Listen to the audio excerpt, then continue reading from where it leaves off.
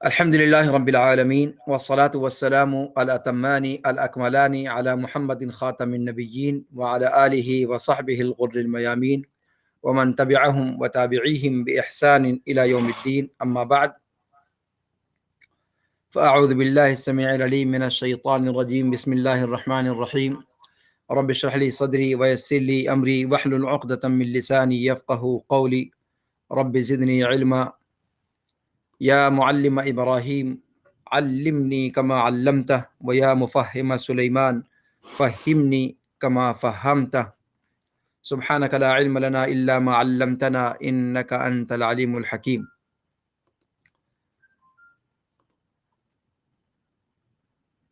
متن تحاویہ کے درس میں شریک تمام عزیز طلباء اور احباب اور مشائخ، السلام علیکم ورحمۃ اللہ وبرکاتہ۔ درس میں لگاتار آپ لوگوں کی دلچسپی اور اس میں شمولیت اور اس درس کے نطاق کا لگاتار وسیع ہوتے چلے جانا، یہ اس بات کی دلیل ہے کہ اللہ کے فضل و کرم سے اس درس کی مقبولیت میں اضافہ ہو رہا ہے، اور یہ اللہ رب العالمین کا فضل اور احسان محض ہے کہ اب تک تقریباً نیپال اور ہندوستان کو چھوڑ کر مملکت سعودی عرب اور فلپین اور بعض دوسرے ممالک سے بھی طلباء اس کے اندر شریک ہو رہے ہیں، اور زبان اردو ہونے کے باوجود مجھے ایسا محسوس ہوتا ہے کہ شاید اردو جالیات کے لوگ ہیں جو الگ الگ ملکوں سے شریک ہو رہے ہیں، تو اس کے علاوہ اور بھی پڑوسی ممالک سے لوگ شریک ہیں، تو ان تمام کو میں خوش آمدید کہتا ہوں۔ اللہ رب العالمین آپ کا اس مجموعے سے جڑنا مبارک کرے، اور اللہ رب العالمین جو باتیں کہی جاتی ہیں ان سب سے ہمیں سب سے پہلے خود اور پھر جتنے بھی سننے والے اور مشاہدین ہیں، اللہ رب العالمین ان سب کو اس سے فائدہ پہنچائے۔ اللہ رب العالمین اس درس کو ہم سب کے لیے ذریعہ نجات بنائے، آمین۔ آج کے درس میں جو چیزیں بتائی جائیں گی ان کا ملخص میں آپ کے سامنے پیش کرنے جا رہا ہوں، اسی کی روشنی میں انشاءاللہ درس آگے بڑھایا جائے گا۔ تو آج کے درس میں انشاءاللہ ہم امام طحاوی رحمہ اللہ کے قول قدیم بالابتداء دائم بالانتہاء، اس پر انشاءاللہ کچھ تفصیل سے روشنی ڈالنے کی کوشش کریں گے۔ لفظی معنی اس کا ہوتا ہے کہ اللہ رب العالمین قدیم ہے جس کی کوئی ابتدا نہیں، اور ہمیشہ رہنے والا ہے جس کی کوئی انتہا نہیں۔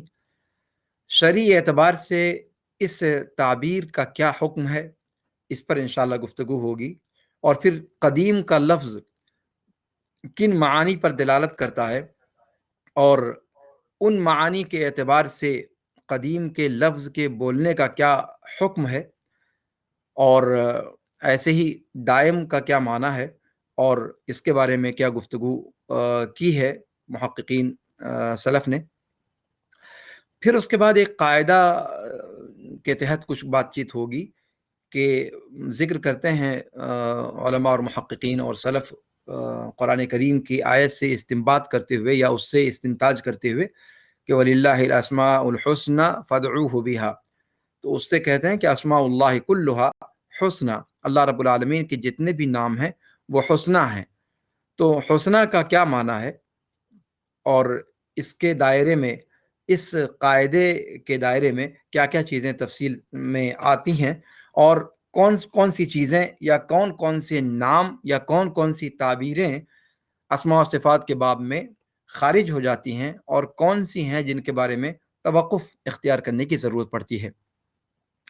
اسی طریقے سے اس کے بعد ہم گفتگو کریں گے امام طحاوی رحمہ اللہ کے قول لا یفنا ولا یبید، کہ اللہ رب العالمین کی ذات بابرکات وہ فنا نہیں ہوگی، اور نہ ہی وہ ہلاکت اس کے لیے مقدر ہے۔ اسی طریقے سے امام طحاوی کا قول ولا یکون الا ما یرید، اس کی تشریح کی جائے گی کہ اس کا کیا معنی ہے ولا یکون الا ما یرید، کہ اللہ جو کوئی چیز نہیں ہوتی مگر وہی جو رب العالمین چاہتا ہے۔ تو یہاں چاہنے سے کیا مراد ہے اور ارادہ کی کیا بحث ذکر کی گئی ہے عقیدے کے موضوع میں، اس پر انشاءاللہ گفتگو ہوگی۔ ارادے سے مقصود کیا ہے اور ارادے پر گفتگو کیا ہے۔ اس کے بعد امام طحاوی رحمہ اللہ کا قول لا تبلغه الاوہام ولا تدرکه الافہام، کہ اللہ رب العالمین کی ذات بابرکات کا معاملہ ہو، یا اللہ رب العالمین کے اسماء و صفات کا معاملہ ہو، یا اللہ رب العالمین کے افعال کا معاملہ ہو، ان تمام کے تعلق سے انسان اپنی وہم سے وہاں تک نہیں پہنچ سکتا، اور نہ ہی اپنی عقل اور فہم کا وہاں تک ادراک ہے یا اس کی رسائی ہے۔ اس قول کی تشریح انشاءاللہ بیان کی جائے گی۔ تو یہ آج کے درس کا ملخص ہے جو آج پیش کیا جائے گا۔ میں چاہوں گا عزیزم ولید سے کہ وہ آج کے درس سے متعلق جو امام طحاوی کی عبارت ہے اس متن کو مختصراً پڑھ دیں۔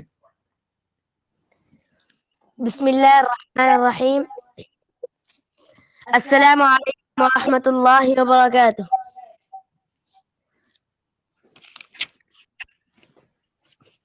قدیم بلا ابتداء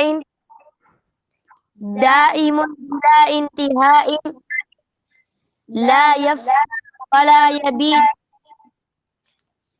ولا يكون إلا ما يريد لا تبلغه الأوهام ولا تدركه الأفهام ولا تشبه الأنام۔ بہت خوب، جزاک اللہ خیرہ وبارک اللہ فیک۔ یہ تھی عبارت امام طحاوی رحمہ اللہ کی جو عزیزم ولید نے آپ کے سامنے پڑھی، اور اسی کی روشنی میں انشاءاللہ آج کا درس ہم آگے جاری رکھیں گے۔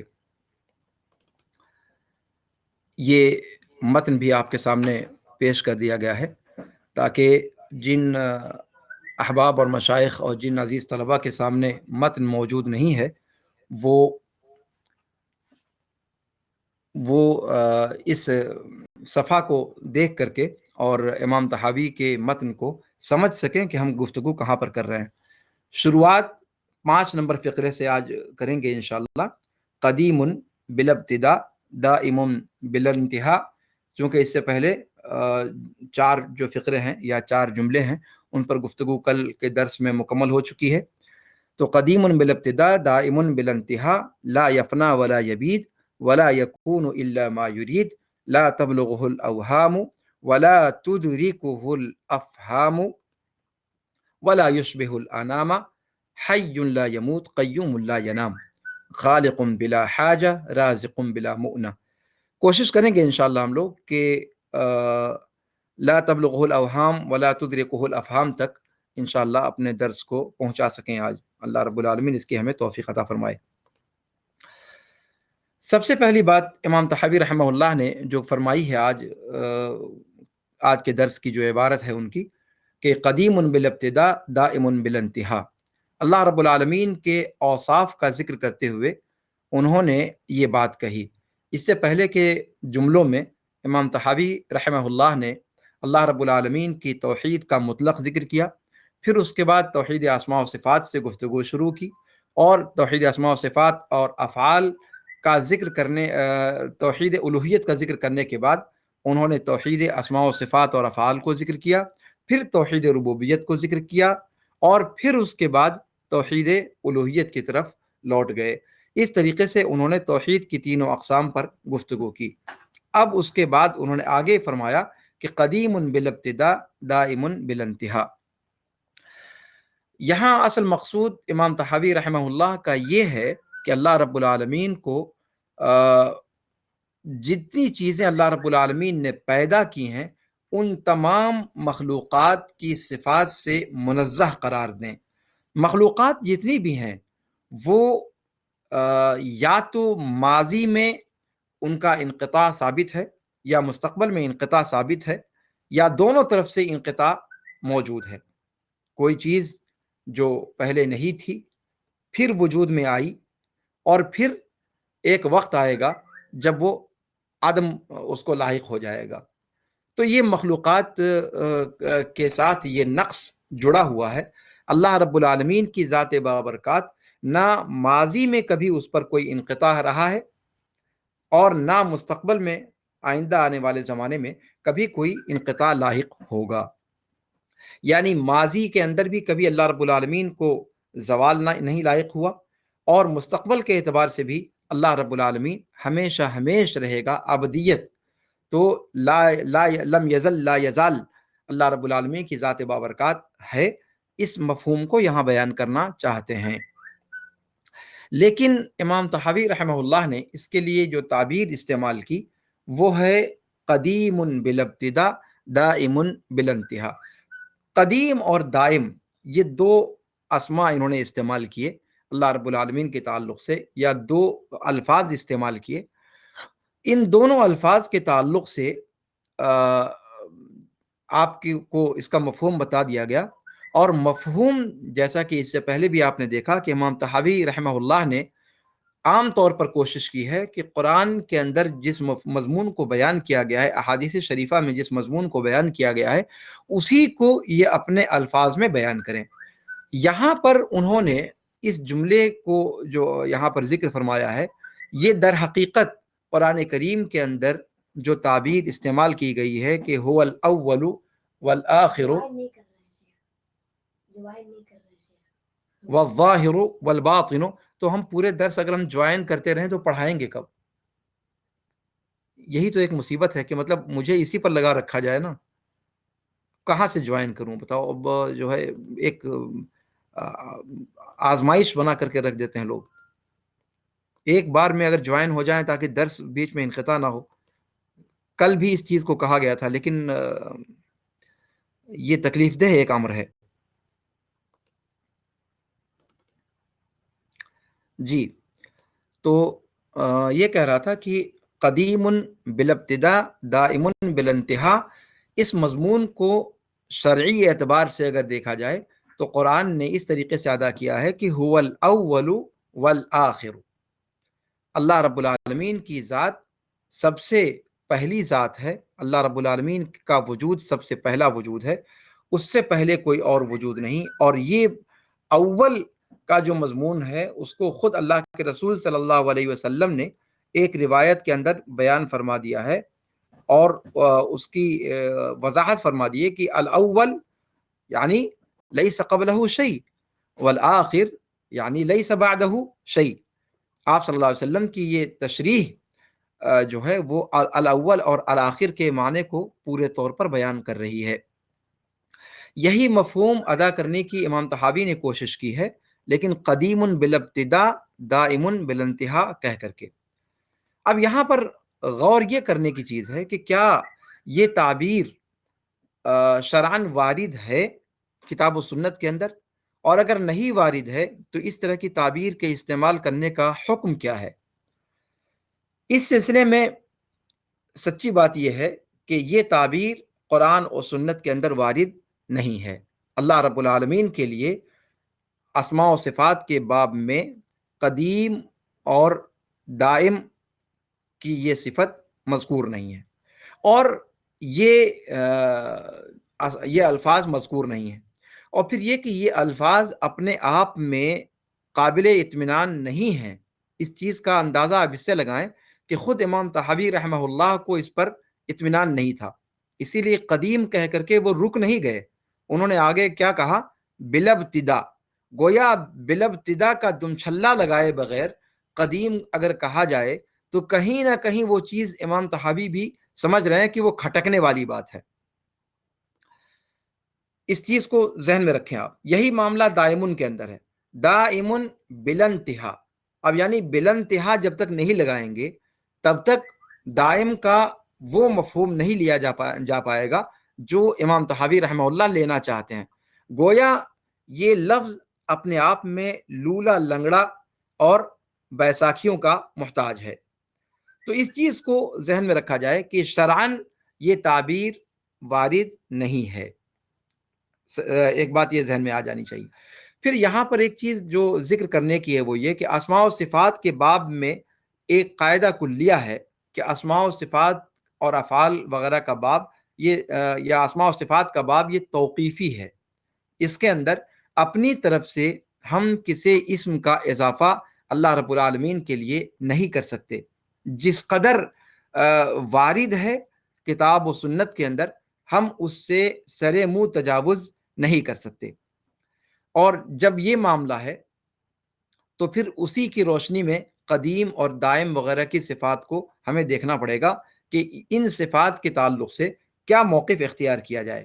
یہی اسماء و صفات کے باب میں ایک قاعدہ میں نے آپ لوگوں کے سامنے ذکر کیا کہ اسماء و صفات کا باب توقیفی ہے، اس چیز کو نوٹ کر لیا جائے کہ اسماء و صفات کا باب توقیفی ہے، اور توقیفی کا مطلب یہ ہے کہ جس قدر اسماء و صفات قرآن و سنت کے اندر آ چکے ہیں، اگر اسم کی شکل میں آئے ہیں تو اس کو اسم کے طور پر استعمال کریں گے اور اس سے صفت بھی نکالیں گے اور اس سے فعل بھی صادر ہوگا، یعنی اس کا اثر۔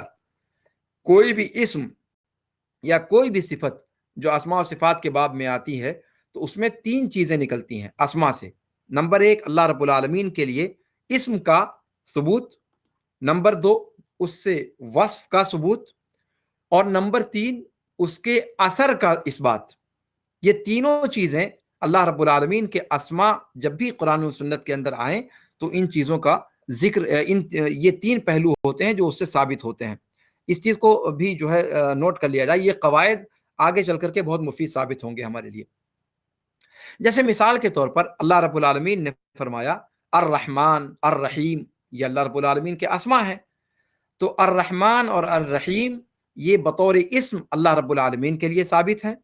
نمبر ایک، اللہ رب العالمین رحمان ہے، اللہ رب العالمین رحیم ہے، اور اسی لیے تعبید کا صیغہ استعمال کرتے ہوئے ہم نام رکھتے ہیں مخلوقات کا، اپنے بچوں کا عبد الرحمن عبد الرحیم نام رکھا جاتا ہے۔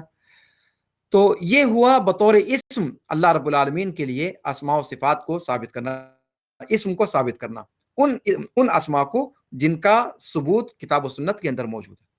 اور ہر وہ اسم جو کتاب و سنت کے اندر موجود ہے اس سے تین دلالتیں نکلتی ہیں۔ پہلی دلالت خود اس کو بطور اسم استعمال کرنے کا جواز، نمبر ایک، الرحمن اور رحیم اللہ کے اسماء میں سے ہیں، نمبر ایک۔ نمبر دو، ان دونوں سے صفت رحمت کا ثبوت ملتا ہے۔ الرحمن رحمت سے اشتقاق ہے، رحیم رحمت سے اشتقاق ہے، اسی لیے اللہ رب العالمین نے فرمایا وَرَبُّكَ الْغَنِيُّ ذُو الرَّحْمَةِ، وَرَبُّكَ الْغَنِيُّ ذُو الرَّحْمَةِ۔ یہاں پر آپ دیکھیں کہ رحمان اور رحیم جو اسماء ذکر کیے گئے، ان اسماء سے نکلنے والی صفت کا ذکر کیا گیا، ذو الرحمہ۔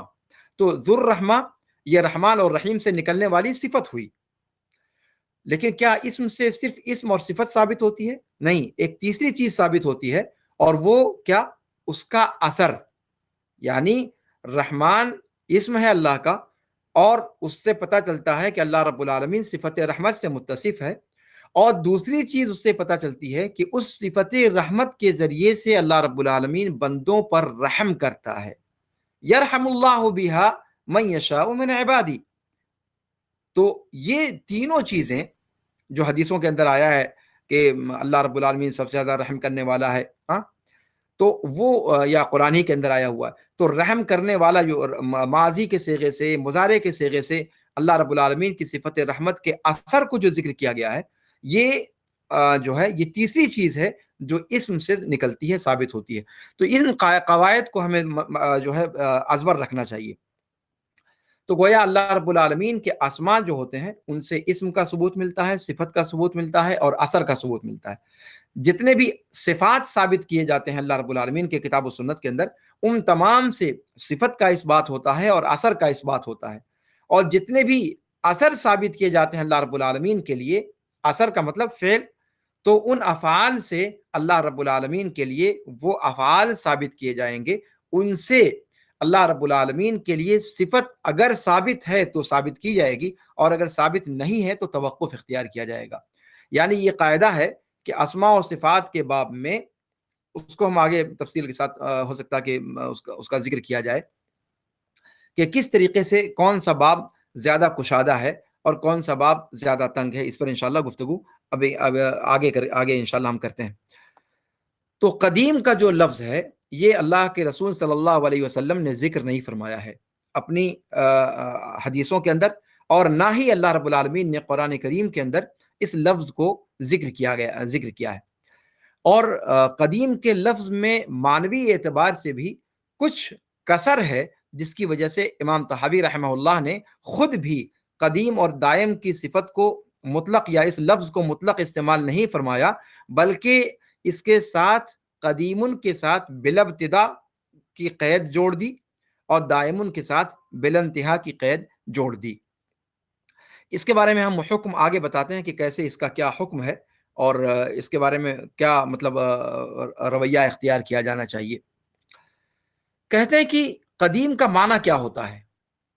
قدیم کا معنی جو متکلمین اہل کلام جن کے یہاں یہ لفظ استعمال کیا جاتا ہے، جب شریعت میں وارد نہیں ہے کتاب و سنت کے اندر، تو ظاہر سی بات ہے کہ یہ پتہ کرنا پڑے گا نا کہ یہ لفظ آیا کہاں سے عقیدے کے اندر۔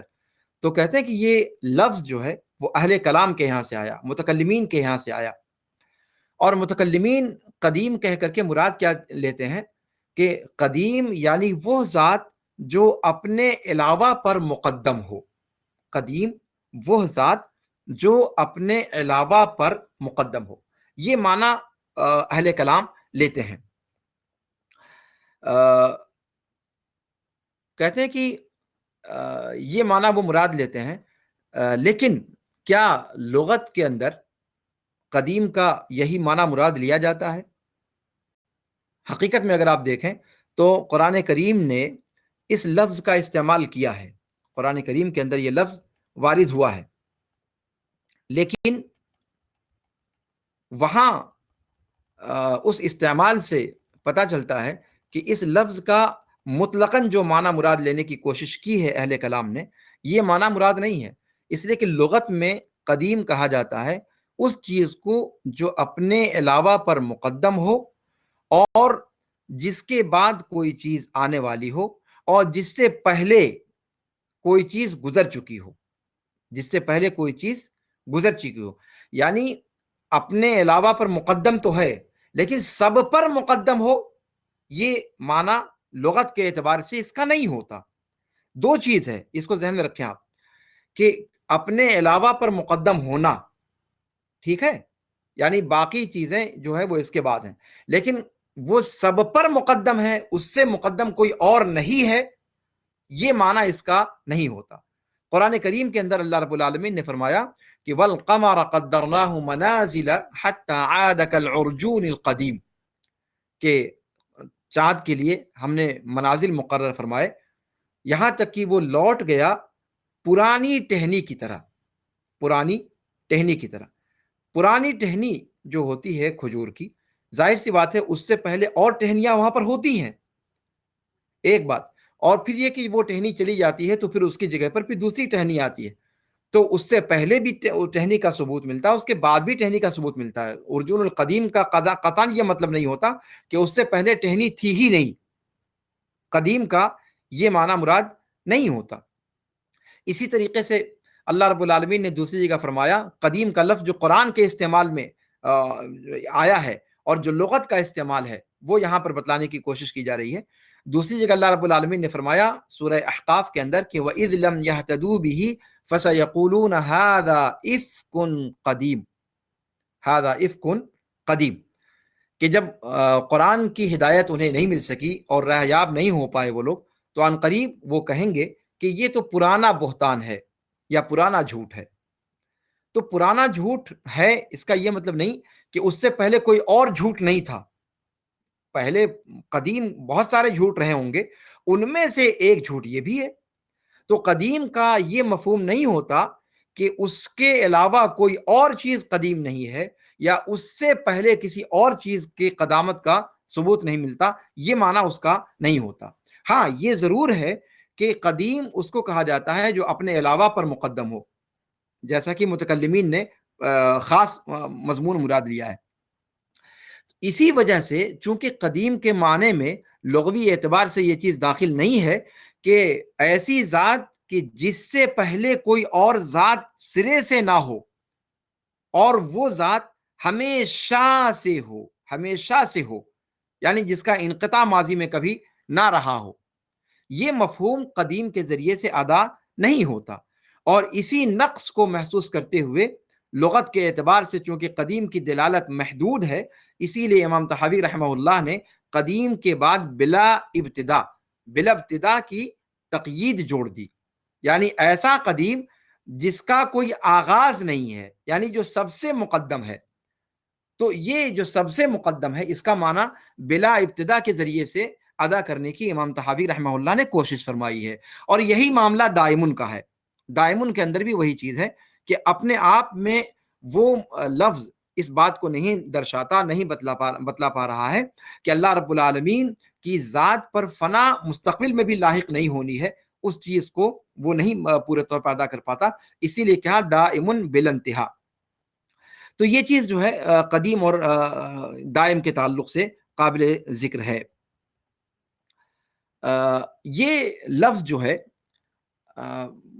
متکلمین کے یہاں، یعنی خاص طور پر اشاعرہ کے یہاں، اور جو اشاعرہ ہیں، ماتریدیہ ہیں، معتزلہ ہیں، ان لوگوں کے نزدیک قدیم کا لفظ بولا جاتا ہے، اور قدیم کے لفظ سے وہ مراد کیا لیتے ہیں؟ کیا اللہ رب العالمین کی ذات کا، اللہ رب العالمین کے اسماء کا، اللہ رب العالمین کی صفات کا، ان تمام چیزوں کا قدیم ہونا مراد لیتے ہیں؟ کہتے ہیں کہ نہیں، یہ لفظ بھی شریعت کے اندر وارد نہیں ہے، ایک بات۔ دوسری بات یہ کہ اس کا جو معنی مراد لیتے ہیں وہ بھی یہ نہیں کہ اللہ رب العالمین اپنی ذات اور اسماء و صفات کے ساتھ قدیم ہے، بلکہ وہ اللہ رب العالمین کی ذات کو قدیم مانتے ہیں، لیکن جب صفات کا مسئلہ آتا ہے تو کہتے ہیں کہ اس میں تفصیل ہے۔ صفات کا جب مسئلہ آتا ہے تو کہتے ہیں کہ اس کے اندر تفصیل ہے۔ گویا قدیم کے مفہوم کے اندر بھی ان لوگوں نے گڑبڑی کی ہے اور اپنا چور دروازہ ڈھونڈنے کی کوشش کی ہے۔ تو اس سلسلے میں جو قواعد ہیں وہ یہ کہ سب سے پہلی بات یہ کہ جیسا کہ میں نے ذکر کیا کہ اسماء و صفات کے باب میں ایسے الفاظ کو استعمال کرنے سے گریز کیا جائے گا جس کا ذکر قرآن و سنت کے اندر نہیں ہے۔ قدیم کا لفظ استعمال کرنے کے حوالے سے کچھ ضوابط بیان کیے جاتے ہیں کہ پہلی بات تو یہ کہ ایسے اسماء و صفات کا استعمال نہیں کریں گے جن کا ذکر قرآن و حدیث کے اندر نہیں آیا۔ دوسری بات یہ کہ قدیم کا جو اسم ہے اس کے اندر مدح بھی ہے اور اس کے اندر ایسا پہلو بھی ہے جس کی مدح نہ کی جائے، دونوں پہلو اس کے اندر ہے، مدح کا پہلو بھی ہے اور ایسا پہلو بھی ہے۔ کہتے ہیں کہ اسم القدیم ينقسم الى ما يمدح به والى ما لا يمدح به، اس کے اندر مدح کا پہلو ایسا معنی بھی مراد لیا جاتا ہے جو قابل تعریف ہے، اور ایسا معنی بھی مراد لیا جاتا ہے جو قابل تعریف نہیں ہے، اور یہ چیز روکتی ہے کہ اس کو ہم اسماء حسنہ میں سے شمار کریں، اس لیے کہ اللہ رب العالمین نے اپنے اسماء کے حوالے سے جو صفت بیان کی ہے وہ یہ کہ اللہ رب العالمین کے لیے اسماء حسنہ ہیں، اور حسنہ کا مطلب یہ ہے کہ ایسے اسماء جو اپنے حسن میں اپنے کمال کو پہنچے ہوئے ہیں، جس میں نقص کسی بھی اعتبار سے نہیں ہے، یعنی صرف مدح ہی مدح ہے، اس کے اندر نقص کا پہلو کسی بھی اعتبار سے مراد موجود نہیں ہے۔ تو جب اسماء اللہ رب العالمین کے حسنہ کی صفت سے متصف ہے تو پھر اس میں ایسے الفاظ اللہ کے اسماء میں سے ہو ہی نہیں سکتے جو کسی اعتبار سے یا کبھی مدح ہوں اور کبھی مدح نہ ہوں، ایسے اسماء اللہ رب العالمین کے اسماء میں سے نہیں ہو سکتے۔ تو کہتے ہیں کہ قدیم کبھی صفت مدح ہوتا ہے اور کبھی صفت ذم ہوتا ہے، اس وجہ سے یہاں پر قدیم کو اسماء حسنہ میں سے شمار نہیں کیا جا سکتا، ایک بات۔ دوسری بات یہ کہ یہ قرآن و حدیث کے اندر نہیں آیا، اس وجہ سے بھی اس کو جو ہے اسماء حسنہ میں شمار نہیں کیا جا سکتا۔ اسی طریقے سے اسماء حسنہ کے علاوہ اللہ رب العالمین کے اسماء کے بارے میں آیت کریمہ دو چیزیں بتلاتی ہے۔ پہلی چیز تو یہ کہ وَلِلَّهِ الْأَسْمَاءُ الْحُسْنَى، اللہ رب العالمین کے اسماء سارے کے سارے بالغہ فی الحسن ہیں، یعنی حسن میں اپنے معراج کو پہنچے ہوئے ہیں، جس میں حسن اور خوبصورتی اور کمال اپنے انتہا درجے کو چھو رہا ہے اور اپنی چوٹی کو، اپنے ایوریسٹ کو چھو رہا ہے، جس سے بلندی کا تصور نہیں کیا جا سکتا کہ اس سے زیادہ بلندی کا تصور کیا جائے، اور اس میں کسی اعتبار سے نقص نہیں۔ یہ تو حسن کا معنی ہو گیا، اور آگے اللہ رب العالمین نے کیا فرمایا؟ فَادْعُوهُ بِهَا، گویا اسماء حسنہ کے اندر یہ صفت بھی پایا جانا ضروری ہے کہ ان کے وسیلے سے دعا کرنا درست ہو، ان کے وسیلے سے دعا کرنا درست ہو۔ گویا اسماء حسنہ میں سے کسی لفظ کو شمار کرنے کے لیے ضروری ہے کہ وہ اپنے حسن اور خوبصورتی میں منتہائے کمال کو پہنچا ہوا ہو، پہلی بات، جس میں نقص کسی اعتبار سے نہ ہو، اور دوسری بات یہ کہ اس کے وسیلے سے دعا کرنا جائز ہو۔ اور اگر جب ہم یہاں دیکھتے ہیں قدیم کا لفظ، تو قدیم کے لفظ میں یہ کوئی چیز نہیں پائی جاتی، نہ تو کتاب و سنت میں اس کا وجود ہے، نہ حسن کے اندر اور کیا نام ہے کمال کی منتہا کو پہنچا ہوا لفظ ہے وہ، اس لیے کہ اس کے اندر مدح اور ذم دونوں پہلو ہے، اور تیسری بات کہ اس کے ذریعے سے دعا بھی نہیں کی جا سکتی۔ تو یہ سارے کے سارے کیا نام ہے جوانب ہیں جس کی وجہ سے سلف نے اس لفظ کے استعمال کرنے سے گریز کیا ہے۔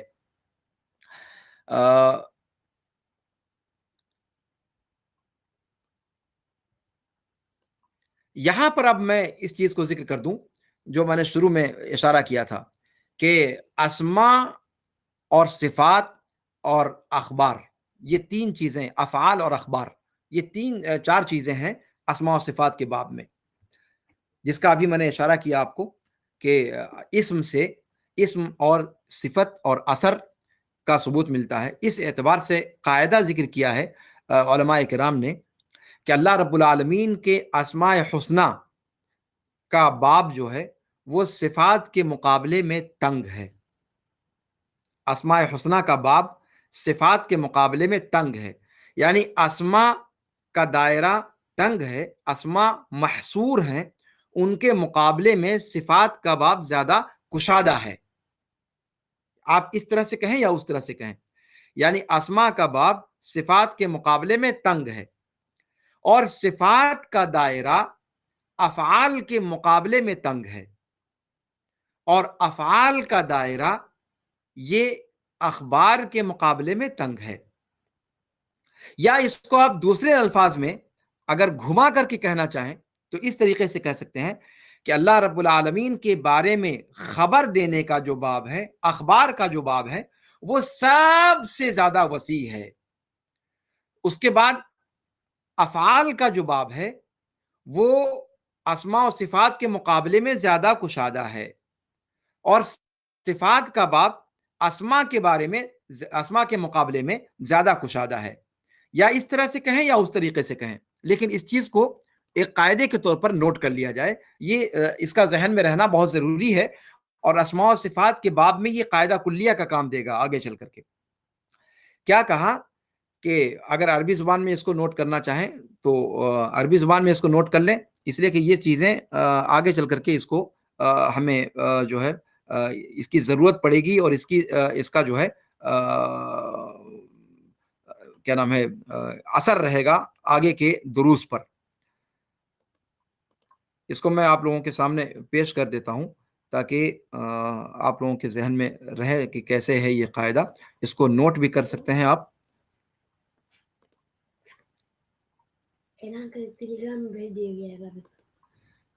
حاضری کا جو لنک ہے وہ آپ لوگوں کو زوم اور ٹیلی گرام دونوں پر بھیج دیا جا رہا ہے۔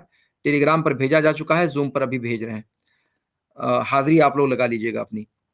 جی، تو یہ کہہ رہا تھا کہ یہ جو قاعدہ ذکر کیا گیا ہے، اس قاعدے کو میں آپ کے سامنے اسکرین پر پیش کر دیتا ہوں تاکہ اس کو آپ لوگ نوٹ کر سکیں آسانی کے ساتھ، اور نوٹ کرنا اس لیے ضروری ہے کہ پھر اسی کے مطابق ہم آگے انشاءاللہ درس کو جاری رکھیں گے، اور یہ چیز آپ کو آگے جو ہے اس کی ضرورت پڑے گی انشاءاللہ۔ تو میں اس کو آپ کے سامنے اس وقت اسکرین شیئر کے ذریعے سے پیش کر رہا ہوں۔ یہ ہے آپ کے سامنے اسکرین کے اوپر، آپ دیکھ پا رہے ہوں گے، دکھائی دے رہا ہے آپ لوگوں کو؟ جی، یہ جو ہے اس کو نوٹ کر لیں کہ باب الاسماء الحسنى او باب الاسماء اضيق من باب الصفات، وباب الصفات اضيق من باب الافعال، وباب الافعال اضيق من باب الاخبار، وعكس ذلك۔ اس کو الٹا بھی کر سکتے ہیں۔ الٹا کیسے کریں گے؟ مثلا ہم کہیں کہ باب الاخبار عن اللہ اخبار عن اللہ عز وجل اوسع وباب الافعال اوسع من باب الصفات وباب الصفات اوسع من باب الاسماء الحسنى. یہ قاعدہ ہے، اس کو جو ہے آپ ذہن میں رکھیں، اس لیے کہ اس کی ضرورت ہمیں آگے پڑے گی. تو یہ چیز جو ہے ذہن میں رکھا جائے اس کو. یہ اہم قاعدہ ہے.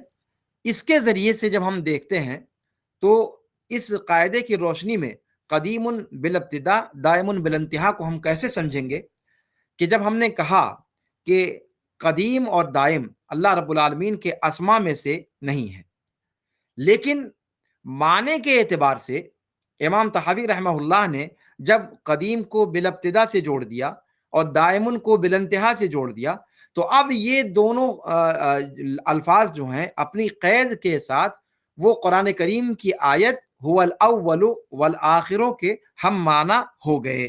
یعنی معنی کے اعتبار سے اب وہ جو ہے اس معنی کو مراد لیا جا سکتا ہے، لیکن الفاظ کے اعتبار سے، اسما کے اعتبار سے کتاب و سنت میں یہ چیز وارد نہیں ہے. اور صفات کے اعتبار سے قدیم کے لیے اول کی تعبیر استعمال کی گئی ہے. اس معنی کو ادا کرنے کے لیے شریعت کی جو تعبیر ہے وہ اول کی ہے. اسی طریقے سے جس کو اللہ کے رسول صلی اللہ علیہ وسلم نے وضاحت کے ساتھ بیان فرمایا کہ هو الاول فليس قبله شيء والآخر انت الاول فليس قبلك شيء وانت الاخر فليس بعدك شيء. تو یہ جو ہے قدیم بالابتدا دائم بالانتہا کے مضمون کو بیان کرنے والے شرعی الفاظ ہیں. تو خلاصہ یہ کہ قدیم بالابتدا دائم بالانتہا اپنی اس موجودہ قید کے ساتھ معنی کے اعتبار سے ثابت ہیں، لیکن ان کے لیے شرعی تعبیر الاول والآخر کی ہے. اب مسئلہ یہ ہے کہ کیا یہ جو امام طحاوی نے کہا یہ قابل قبول ہے، یا اس کو ہم یہ کہہ دیں کہ سرے سے یہ چیز جائز نہیں ہے. یہاں پر یہ قاعدہ کام آئے گا جس قاعدے کو ابھی ذکر کیا گیا. اگر امام طحاوی رحمہ اللہ کی عبارت کو ہم اخبار کے ناحیے سے لیں کہ یہ اللہ رب العالمین کے بارے میں خبر دینے کے سیاق میں امام طحاوی نے ان جملوں کا استعمال کیا ہے، نہ کہ اللہ رب العالمین کے لیے اسما ثابت کرنا چاہتے ہیں وہ، یا یہ کہ صفات کے باب سے ذکر کرنا چاہتے ہیں، بلکہ اخبار کے باب سے ہے کہ اللہ رب العالمین کی صفات کے بارے میں وہ خبر دے رہے ہیں. صفت کو بطور صفت ثابت کرنا وہ ان کا مقصود نہیں ہے. اگر ہم یہ بات کہتے ہیں تو پھر امام طحاوی رحمہ اللہ کی بات کو قبول کیا جا سکتا ہے کہ اس تعبیر کا استعمال کرنا درست ہے. یعنی اخبار کے باب سے اگر ہم اس کو مان لیں کہ من باب الاخبار عن اللہ عز وجل، تو پھر یہ تعبیر درست ہو جائے گی. لیکن اگر ہم اس اعتبار سے دیکھیں،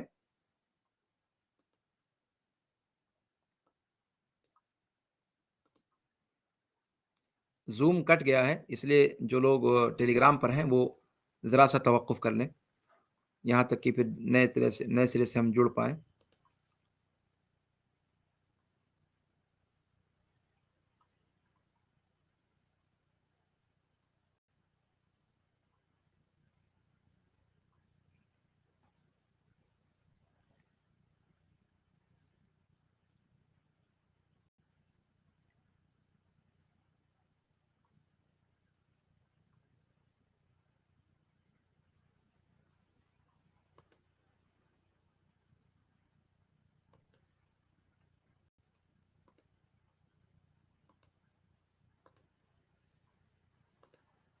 جی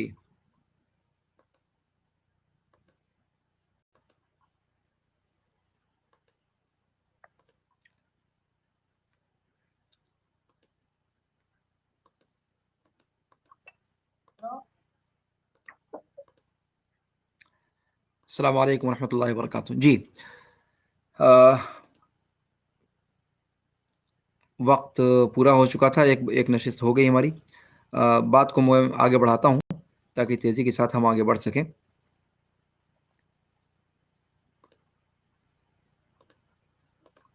Recording in progress. جی تو جو امام طحاوی رحمہ اللہ کی عبارت کے بارے میں بات کہی گئی کہ اگر ہم اس کو من باب الاخبار مانتے ہیں تو اس پر کوئی حرج کی بات نہیں ہے، اس لیے کہ اخبار کا باب سب سے زیادہ وسیع ہے اور اس میں بہت گنجائش ہے. وہ اخبار کا جو باب ہے اللہ رب العالمین کے بارے میں، وہ افعال سے بھی زیادہ وسیع ہے، صفات سے بھی زیادہ وسیع ہے، اور اسما سے تو خیر وسیع ہے ہی. تو اسما سے بھی زیادہ وسیع ہے، صفات سے بھی زیادہ وسیع ہے، اور افعال سے بھی زیادہ وسیع ہے. تو اس قاعدے کے اعتبار سے امام طحاوی رحمہ اللہ کا اس طرح کی عبارتوں کا استعمال کرنا اس کے لیے ایک راہ نکل جاتی ہے. لیکن یہ الفاظ بہرحال اولا یہی ہے کہ اس طرح کے الفاظ کو استعمال نہ کیا جائے، بلکہ اس طرح کے الفاظ اگر کوئی بولتا ہے تو ہم اس سے پوچھیں گے کہ تفصیل کیا ہے اس کی، آپ اس سے مراد کیا لے رہے ہیں. اگر وہ کہتے ہیں کہ اس سے مراد یہ معنی ہے جس معنی کا ذکر یہاں پر هو الاول والآخر کے اندر کہا گیا، تو ہم ان سے کہیں گے کہ اس کے لیے آپ وہی تعبیر استعمال کریں جو تعبیر شریعت نے استعمال کی ہے. اگر آپ کا مقصود وہی ہے جو شریعت نے مراد لیا ہے، تو پھر اس کے لیے ہم شرعی تعبیر ہم اس معنی کو ثابت کرتے ہیں. یعنی جیسے مثال کے طور پر قدیم کا معاملہ ہے کہ قدیم بالابتدا ہم پوچھیں گے، چونکہ یہ لفظ شرعاً وارد نہیں ہے تو کہنے والے سے ہم پوچھیں گے کہ بھئی آپ کہنا کیا چاہتے ہیں. امام طحاوی سے بھی ہم نے پوچھا تو امام طحاوی نے کہا کہ اس سے مراد ہم یہ لینا چاہتے ہیں کہ هو الاول والآخر، یا جس کو اللہ کے رسول صلی اللہ علیہ وسلم نے فرمایا کہ انت الاول فلیس قبلک شیء وانت الآخر فلیس بعدک شیء. تو ہم کہیں گے امام طحاوی صاحب، آپ اگر یہ معنی مراد لے رہے ہیں تو یہ معنی تو یقیناً حق ہے، اس میں کوئی شبہ نہیں ہے. لیکن اور آپ کی بات کے اندر جو بات بیان کی جا رہی ہے، آپ کے الفاظ جو ہیں اس میں حق معنی بیان کیا گیا ہے. ہم اس حق معنی کو اللہ رب العالمین کے لیے ثابت کرتے ہیں، لیکن ہم الفاظ کے بارے میں ہم توقف کریں گے. الفاظ ہم وہ استعمال کریں گے جو شریعت نے اس معنی کی ادائیگی کے لیے استعمال کیے ہیں، اور وہ کیا ہے؟ هو الاول والآخر. یا اللہ کے رسول صلی اللہ علیہ وسلم کی دعا میں جو آپ صلی اللہ علیہ وسلم نے سکھلایا کہ اول اور آخر کی تشریح کرتے ہوئے کہ انت الاول فلیس قبلک شیء وانت الآخر فلیس دونک شیء. تو یہ چیز جو ہے اس چیز کو ذہن میں رکھا جائے. یہ اس قاعدے کی روشنی میں ہم امام طحاوی کی اس عبارت کو سمجھیں گے. اچھا، اس کے بعد کیا یہیں پر مناسب نہیں ہے کہ ہم دو تین اور الفاظ جو اسی قبیل کے ہیں ان کو بھی ذکر کر دیں جن کا حکم تقریباً یہی حکم ہے؟ جیسے ایک لفظ متکلمین کے ہاں قدیم ہی کی طریقے سے جو ہے واجب الوجود کا لفظ استعمال کیا جاتا ہے، یا اللہ رب العالمین کے لیے متکلم کا لفظ استعمال کیا جاتا ہے. اب دیکھیے آپ کہ متکلم کا لفظ، متکلم اللہ رب العالمین کے لیے صفت کلام ثابت ہے، اس میں کوئی شبہ رتی ماشا برابر بھی شبہ نہیں ہے، اور اس پر انشاءاللہ گفتگو خود امام طحاوی کے متن میں آگے آ رہی ہے انشاءاللہ. صفت کلام اللہ رب العالمین کے لیے ثابت ہے، اور اللہ رب العالمین فعلاً اللہ رب العالمین نے کلام فرمایا وکلم اللہ موسیٰ تکلیما. لیکن کیا اللہ رب العالمین کے لیے اس فعل کے ثابت ہونے سے یا اس صفت کے ثابت ہونے سے اللہ رب العالمین کے لیے اسم بھی ثابت کیا جا سکتا ہے؟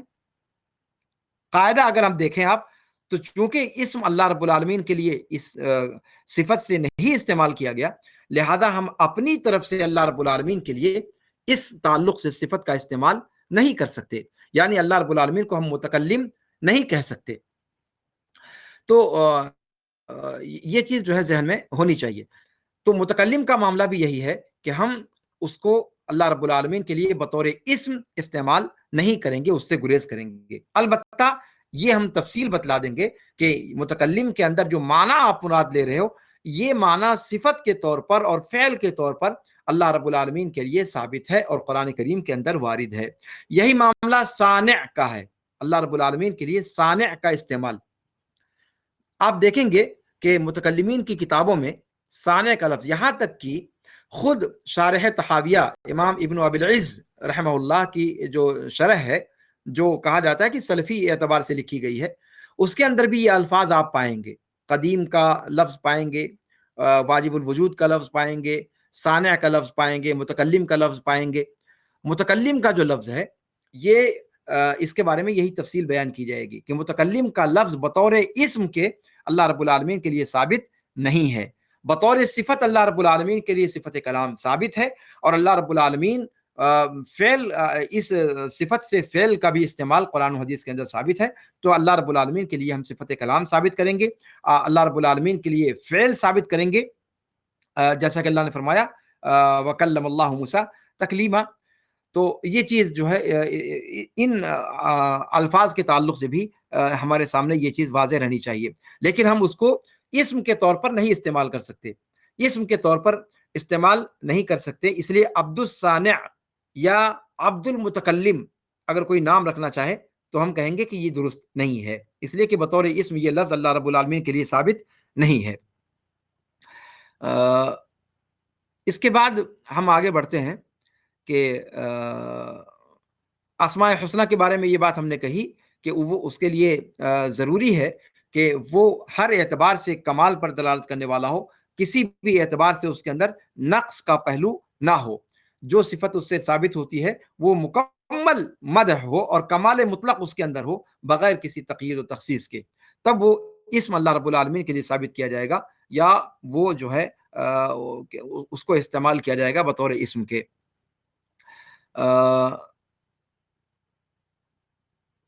اگر ایسے الفاظ ہیں جو کسی وقت دلالت کرتے ہیں تعریف کے لیے اور کبھی دلالت کرتے ہیں مذمت کے لیے، ایسے الفاظ اللہ رب العالمین کے لیے بطور اسم استعمال نہیں کیے جائیں گے۔ دھیان دیجیے گا، بطور اسم استعمال نہیں کیے جائیں گے۔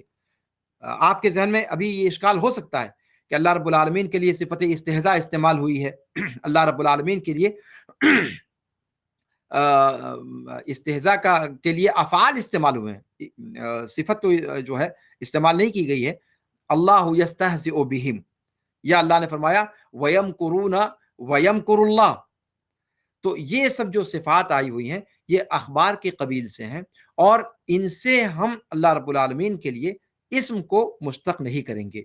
تو ہم یہ نہیں کہہ سکتے کہ عبد المستہزئ یا عبد الماکر، نعوذ باللہ، اس لیے کہ یہ صفتیں ان کے دو پہلو ہیں، جب یہ کسی کے مقابلے میں بولی جاتی ہیں تو قابل تعریف ہوتی ہیں، اور اگر مطلق بولی جائیں تو یہ قابل مذمت ہوتی ہیں۔ جب اللہ رب العالمین نے استہزاء کا جہاں ذکر کیا ہے وہاں اس سے پہلے منافقین کا ذکر کیا ہے، اور منافقین کے استہزاء اور سخریہ کے رویے کو ذکر کیا ہے، اور اس کے جواب میں پھر اللہ رب العالمین نے یہ بات فرمائی ہے۔ تو یہاں پر یہ صفت کمال پر دلالت کرتی ہے، اسی لیے فعل کا استعمال اس کے لیے کیا گیا۔ یہی معاملہ مکر کا ہے تو یا خداع کا ہے، یخادعون اللہ وهو خادعهم، یہ ساری صفات جو ہیں تو ان سب پر انشاءاللہ گفتگو تفصیل سے آگے آئے گی، میں آج زیادہ اس پر جو ہے بولنا مناسب نہیں سمجھتا۔ تو یہ چیز ذہن میں رہنی چاہیے کہ اسماء کا باب سب سے زیادہ تنگ ہے، صفات کا باب اس کے مقابلے میں کشادہ ہے، افعال کا باب صفات کے مقابلے میں زیادہ کشادہ ہے، اور اخبار کا یا اخبار کا، خبر دینے کا اگر ہم کہیں، اور یا خبر کی جمع کہیں تو اخبار، اور اگر مصدر استعمال کریں تو اخبار کا جو باب ہے وہ اسماء، صفات، افعال، ان تینوں کے مقابلے میں سب سے زیادہ کشادہ ہے، اور اسی اعتبار سے ہم جو ہے صفات اور اسماء و صفات کی بحث کو سمجھنے کی کوشش کریں گے۔ تو میں گفتگو کر رہا تھا متکلم کی، اس کے بارے میں تفصیل بتا دیا۔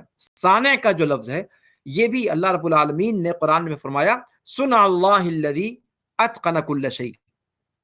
صنع کا لفظ کبھی مدح ہوتا ہے اور کبھی مدح نہیں ہوتا۔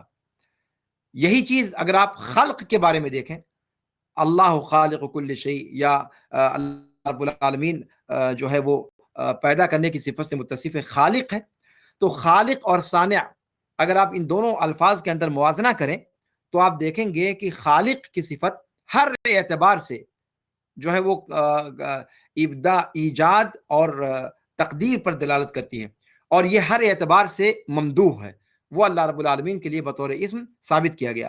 لیکن صانع یہ اللہ رب العالمین کے لیے صفت کے طور پر تو ثابت ہے، لیکن اسم کے طور پر اللہ رب العالمین کے لیے ثابت نہیں ہے، اس لیے کہ اس لفظ کے اندر استعمال کے اعتبار سے اس کا استعمال کبھی ممدوح سیاق میں ہوتا ہے اور کبھی ممدوح سیاق نہیں ہوتا ہے، اس وجہ سے یہ چیز جو ہے ذہن میں رکھنی چاہیے۔ تو صنع سے اللہ رب العالمین کے لیے الصانع نہیں کہیں گے، ہاں مقید استعمال کر سکتے ہیں، جیسا کہ میں نے کہا اللہ رب العالمین نے فرمایا صنع اللہ الذی اتقن کل شیء، اللہ کی کاریگری، یہ ہم ترجمہ بھی کر سکتے ہیں صفت کے طور پر، یا اسی طریقے سے اللہ کے رسول صلی اللہ علیہ وسلم کی ایک حدیث میں ہے کہ ان اللہ صانع ما شاء، ان اللہ صانع ما شاء، اللہ رب العالمین جو چاہے وہ کرنے والا ہے، اس چیز کو وجود بخشنے والا ہے. لیکن یہاں پر صانع ما شاء، ما شاء کی تقیید کے ساتھ آیا ہے، تو اس لیے اس کو مطلق اسماء کے قبیل سے نہیں شمار کیا جا سکتا، بطور صفت اس کو استعمال کیا جا سکتا ہے. تو اس قاعدے کو جو ہے ہمیں اگر ذہن میں رکھیں تو انشاءاللہ آگے اس سے سمجھنے میں آسانی ہوگی. اور کلام کی صفت کا معاملہ بھی یہی ہے. کلام کی صفت جو ہے وہ کبھی خیر کے لیے استعمال ہوتی ہے، کبھی شر کے لیے استعمال ہوتی ہے، اور اللہ کبھی حکمت کے موافق ہوتی ہے یہ صفت، اور کبھی حکمت کے غیر موافق ہوتی ہے. تو چونکہ اس کے اندر دونوں پہلو ہے، اس لیے اللہ رب العالمین کے لیے یہ بطور فعل کے اور صفت کے تو استعمال کی گئی، لیکن اللہ رب العالمین کے لیے بطور اسم کے استعمال نہیں کی گئی ہے. تو اس چیز کو جو ہے یہاں پر نوٹ کیا جانا چاہیے. البتہ امام طحاوی رحمہ اللہ نے اس قسم کے الفاظ کا استعمال کیا ہے چونکہ عام طور پر متکلمین کے مقابلے میں عقیدے کے اندر جو گمراہیاں ہوتی ہیں، ان گمراہیوں کو ختم کرنے کے لیے بھی مصنفین ان الفاظ کا استعمال کر لیتے ہیں جو الفاظ متکلمین کے ماحول میں پائے جاتے ہیں، تو اس اعتبار سے ان کو معذور سمجھا جانا چاہیے. جی، خالق کا لفظ میں نے بتایا کہ استعمال کیا جا سکتا ہے، وہ باقاعدہ قرآن کے اندر هو اللہ الخالق البارئ المصور، آپ دیکھیں کہ خلق کے جتنے مراحل ذکر کیے گئے ہیں اس میں سب سے پہلا مرحلہ، سب سے پہلا لفظ اس کے لیے خالق کا استعمال کیا گیا ہے. تو اس کے اندر قابل تعریف پہلو ہے، اس لیے کہ یہ ابداع اور تقدیر پر دلالت کرتا ہے جو ممدوح ہے ہر اعتبار سے. صنع کا معاملہ جو ہے وہ ہر حالت میں قابل تعریف نہیں ہوتا، اس لیے کہ انسان کبھی جو چیز بناتا ہے کبھی وہ پوری مہارت کے ساتھ بناتا ہے، کبھی ایسی چیز بھی بنانے پر مجبور ہوتا ہے جو وہ چاہتا نہیں ہے. اس طرح کی بھی چیزیں ہوتی ہیں، اور ان سارے پہلوؤں کو آپ اچھی طرح سمجھتے ہیں. صنع یہ کمال پر دلالت نہیں کرتا ہر وقت، تو اس اعتبار سے اس کو اسم کے اندر نہیں رکھا گیا. تو یہ سب کچھ الفاظ تھے جو کیا نام ہے جن کا جاننا اسی سیاق میں مناسب تھا، اس لیے اس پر تفصیل سے گفتگو کر دی گئی. اس کے بعد ہم آئیے جو ہے آگے ذکر کرتے ہیں کہ امام طحاوی نے آگے فرمایا لا یفنا ولا یبید، کہ اللہ رب العالمین فنا نہیں ہوگا، اللہ رب العالمین کی ذات پر ہلاکت نہیں ہے، اللہ رب العالمین کی ذات ہمیشہ رہے گی. یہاں پر امام طحاوی رحمہ اللہ گویا کہنا یہ چاہتے ہیں کہ قرآن کریم نے جو کہا کہ کل من علیہا فان ویبقى وجہ ربک ذو الجلال والاکرام، اسی آیت کے مضمون کو ادا کرنے کی کوشش کر رہے ہیں. یا پھر قرآن کریم نے جو فرمایا کہ کل شیء ہالک الا وجہہ، یا اللہ رب العالمین نے فرمایا کہ اللہ لا الہ الا هو الحی القیوم. الحی القیوم پر گفتگو تفصیل سے آگے آئے گی، لیکن الحی ایسی ذات جس کی حیات کامل ہے، جس پر موت یا عدم نہ ماضی میں کبھی تھا اور نہ مستقبل میں کبھی ہوگا، اور یہی معنی لا یفنا ولا یبید کا ہے. تو الحی القیوم کو اس اعتبار سے یہاں پر ذکر کیا شارحین نے.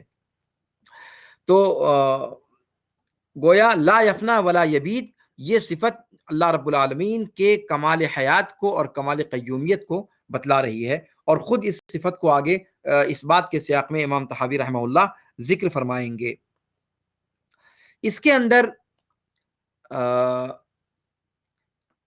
یہ چیز یہاں پر تھوڑی سی بتلانے کی ہے کہ لا یفنا ولا یبید گویا یہ دائم بالانتہا کی تشریح ہے، کہ جب اللہ رب العالمین ہمیشہ بغیر کسی انقطاع کے ہمیشہ اس کی ذات رہنے والی ہے، تو ہمیشہ رہنے والی ہے تو ہمیشہ رہنے والی ذات کے لیے سرمدیت چاہیے، بقا چاہیے، اور بقا فنا کا الٹا ہے، فنا کا عکس ہے. اسی لیے جب کہا دائم بالانتہا تو اس کے مضمون کو مزید تاکید کے طور پر بیان کرنے کے لیے فرمایا لا یفنا ولا یبید، ہمیشہ رہنے والا، کبھی اس کی ذات منتہی نہیں ہوگی، ختم نہیں ہوگی، اس لیے کہ اس پر فنا نہیں ہے، اس پر ہلاک نہیں ہے. گویا یہ دائم بالانتہا جو انہوں نے کہا تھا اسی جملے کی تاکید ہے. اچھا، اس میں ایک چیز اور غور کرنے کی یہ ہے کہ امام طحاوی رحمہ اللہ گویا یہ اشارہ دے رہے ہیں کہ فنا جس طرح اللہ رب العالمین کی ذات کو لاحق نہیں ہے، ویسے ہی فنا اور ہلاک اللہ رب العالمین کے اسماء و صفات کو بھی لاحق نہیں ہے۔ اس لیے کہ بعض اہل بدعت جو ہیں وہ اللہ رب العالمین کی صفات کے بارے میں اس قسم کا عقیدہ رکھتے ہیں کہ وہ جو ہے اللہ رب العالمین کی ذات سے ختم ہو جائیں گے۔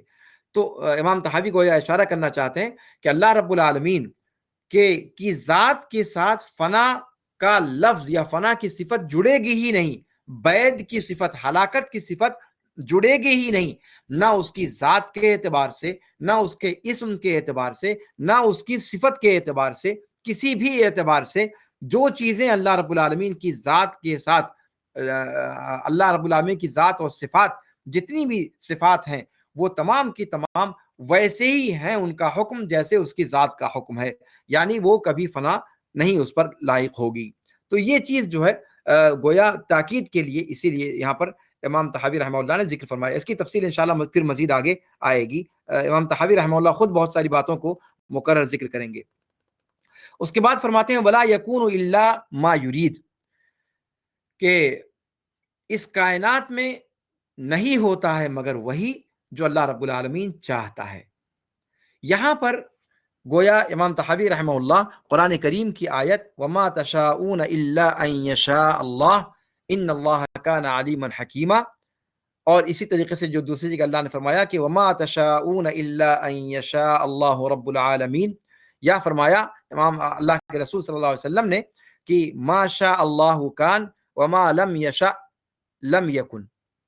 تو یہ سب جو آیات یا احادیث ہیں گویا انہی آیات اور اسی حدیث کے مضمون کو امام طحاوی رحمہ اللہ اس قول میں بیان فرما رہے ہیں کہ ولا یکون الا ما یرید، اور اس کے اندر رد ہے قدریہ پر۔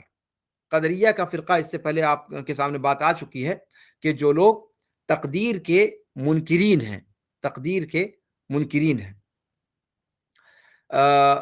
جو یہ سمجھتے ہیں کہ اللہ رب العالمین جو چاہتا ہے کبھی کبھی وہ چیز مکمل نہیں ہوتی۔ جیسے اللہ رب العالمین مومن سے یہ چاہتا ہے کہ وہ ایمان لائے، تو مومن تو ایمان لے آیا، لیکن کافر اس سے بھی اللہ رب العالمین یہی چاہتا ہے کہ وہ ایمان لائے، اس لیے کہ اللہ رب العالمین بندوں کا بھلا چاہتا ہے۔ تو کافر سے اللہ رب العالمین نے ایمان چاہا اور کافر نے کفر چاہا، اور کافر کا ارادہ اللہ رب العالمین کے ارادے پر نعوذ باللہ غالب رہا، اس لیے کہ کافر کہتے ہی ہیں اس کو جو اپنے کفر پر قائم ہو، اور اللہ رب العالمین بندوں کا برا نہیں چاہتا۔ اس کا مطلب یہ کہ اللہ رب العالمین چاہتا ہے کہ وہ مومن ہو جائے لیکن وہ بندہ کافر ہے، تو گویا اللہ رب العالمین کا بعض ارادہ پائے تکمیل کو نہیں پہنچتا، نعوذ باللہ۔ یہ عقیدہ رکھتے ہیں کون؟ قدریہ۔ تو یہ کہا جائے گا، اسی چیز کو جو ہے رد کرنے کے لیے امام طحاوی نے کہا کہ ولا یکون الا ما یرید، وہی ہوتا ہے کائنات کے اندر جس کو اللہ رب العالمین چاہتا ہے۔ اب یہاں پر چاہنے کا مطلب کیا ہے، ارادے کا مطلب کیا ہے؟ آپ سبھی لوگ جانتے ہیں کہ عقیدے کے اندر ارادے کی دو تقسیم ہے، ارادہ کی دو قسمیں بیان کی جاتی ہیں، ارادہ کونیہ قدریہ جس کو کہا جاتا ہے، اور ارادہ شرعیہ، ارادہ شرعیہ وہ ارادہ جو اللہ رب العالمین کی طرف سے مامور ہے، جس کے کرنے کا حکم دیا گیا یا جس سے رکنے کا حکم دیا گیا، ایسی چیزوں سے متعلق جو ارادہ ہے اس کو ارادہ شرعیہ کہا جاتا ہے۔ اور ایسی چیزیں جس کو جس کا تعلق اللہ رب العالمین کی اپنی حکمت کے ساتھ ہے، جس کا بندوں کی حکمت سے یا بندے اس کی حکمت کو نہیں جانتے، اس کو ارادہ کونیہ کہا جاتا ہے۔ ارادہ کونیہ اور ارادہ شرعیہ۔ ارادہ شرعیہ صرف وہ ارادہ ہوتا ہے جس کو اللہ رب العالمین پسند کرتا ہے، جس سے خوش ہوتا ہے، اور ارادہ کونیہ یہ ضروری نہیں کہ اللہ رب العالمین اسے پسند بھی کرے۔ اللہ رب العالمین کا ایک کائنات کا سسٹم ہے، نظام ہے جو اللہ رب العالمین نے بنایا، اور وہ ارادہ کبھی اللہ رب العالمین کا محبوب ارادہ بھی ہوتا ہے اور کبھی اللہ رب العالمین کا محبوب ارادہ نہیں ہوتا، حکمت کا تقاضا ہوتا ہے کہ اس ارادے کو باقی رکھا جائے۔ تو یہ بنیادی طور پر ارادے کی دو تقسیم ہے کہ ارادہ کونیہ اور ارادہ شرعیہ۔ یہاں پر امام طحاوی نے جو فرمایا کہ ولا یکون الا ما یرید، تو یہاں پر جو ارادہ مراد ہے وہ ارادہ کونیہ مراد ہے، جس کو ہم دوسرے لفظوں میں مشیت کہتے ہیں، جیسا کہ امام طحاوی نے اور امام طحاوی کے اس قول کی تشریح میں ان کے شارحین نے ذکر کیا کہ یہاں پر ارادہ سے مراد مشیت الہی ہے، اللہ رب العالمین کی مشیت ہے، یعنی اللہ رب العالمین جو چاہتا ہے، جو اللہ کا ارادہ کونیہ ہوتا ہے، وہ چیز اللہ رب العالمین کر گزرتا ہے، چاہے بندے کی رضا ہو یا نہ ہو، بندہ چاہے یا نہ چاہے، تو یہ چیز جو ہے ارادہ کونیہ کے تحت آتی ہے۔ اور ارادہ کی بحث میں جو ہے کافی لمبی چوڑی باتیں کہی گئی ہیں، لیکن یہ کہ مجھے نہیں لگتا کہ اگر ہم تفصیل میں ہر چیز کو بیان کریں تو ہم متن کو ختم کر پائیں گے، اس لیے اختصار کے ساتھ جو ہے باتوں کو ہم ذکر کرتے ہیں اور آگے بڑھتے ہیں۔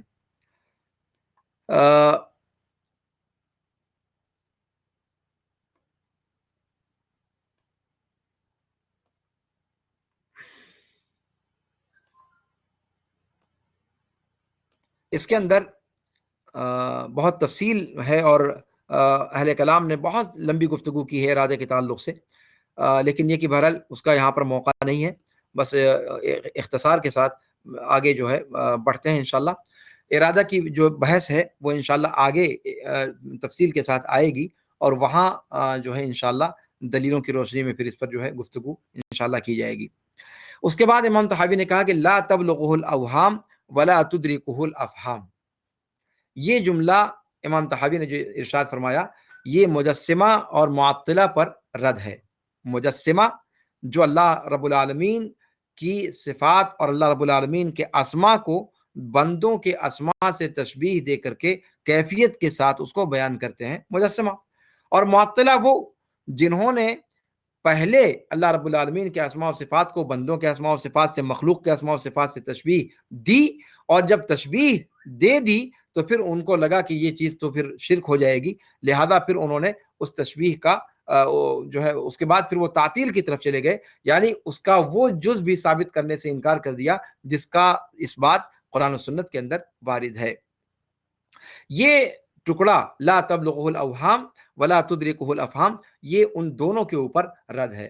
لا تبلغہ الاوہام یعنی انسان اللہ رب العالمین کی ذات کا تصور یا اللہ رب العالمین کے اسماء کا تصور یا اللہ رب العالمین کی صفات کا تصور اپنے خیالوں سے بھی نہیں کر سکتا، اس کا وہم بھی وہاں تک نہیں پہنچ سکتا۔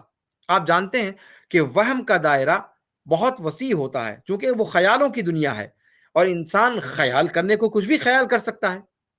انسان خیال کر لے کہ ایوریسٹ میں ایک انگلی پر اٹھائے ہوا ہوں، خیال کرنے میں کیا جاتا ہے؟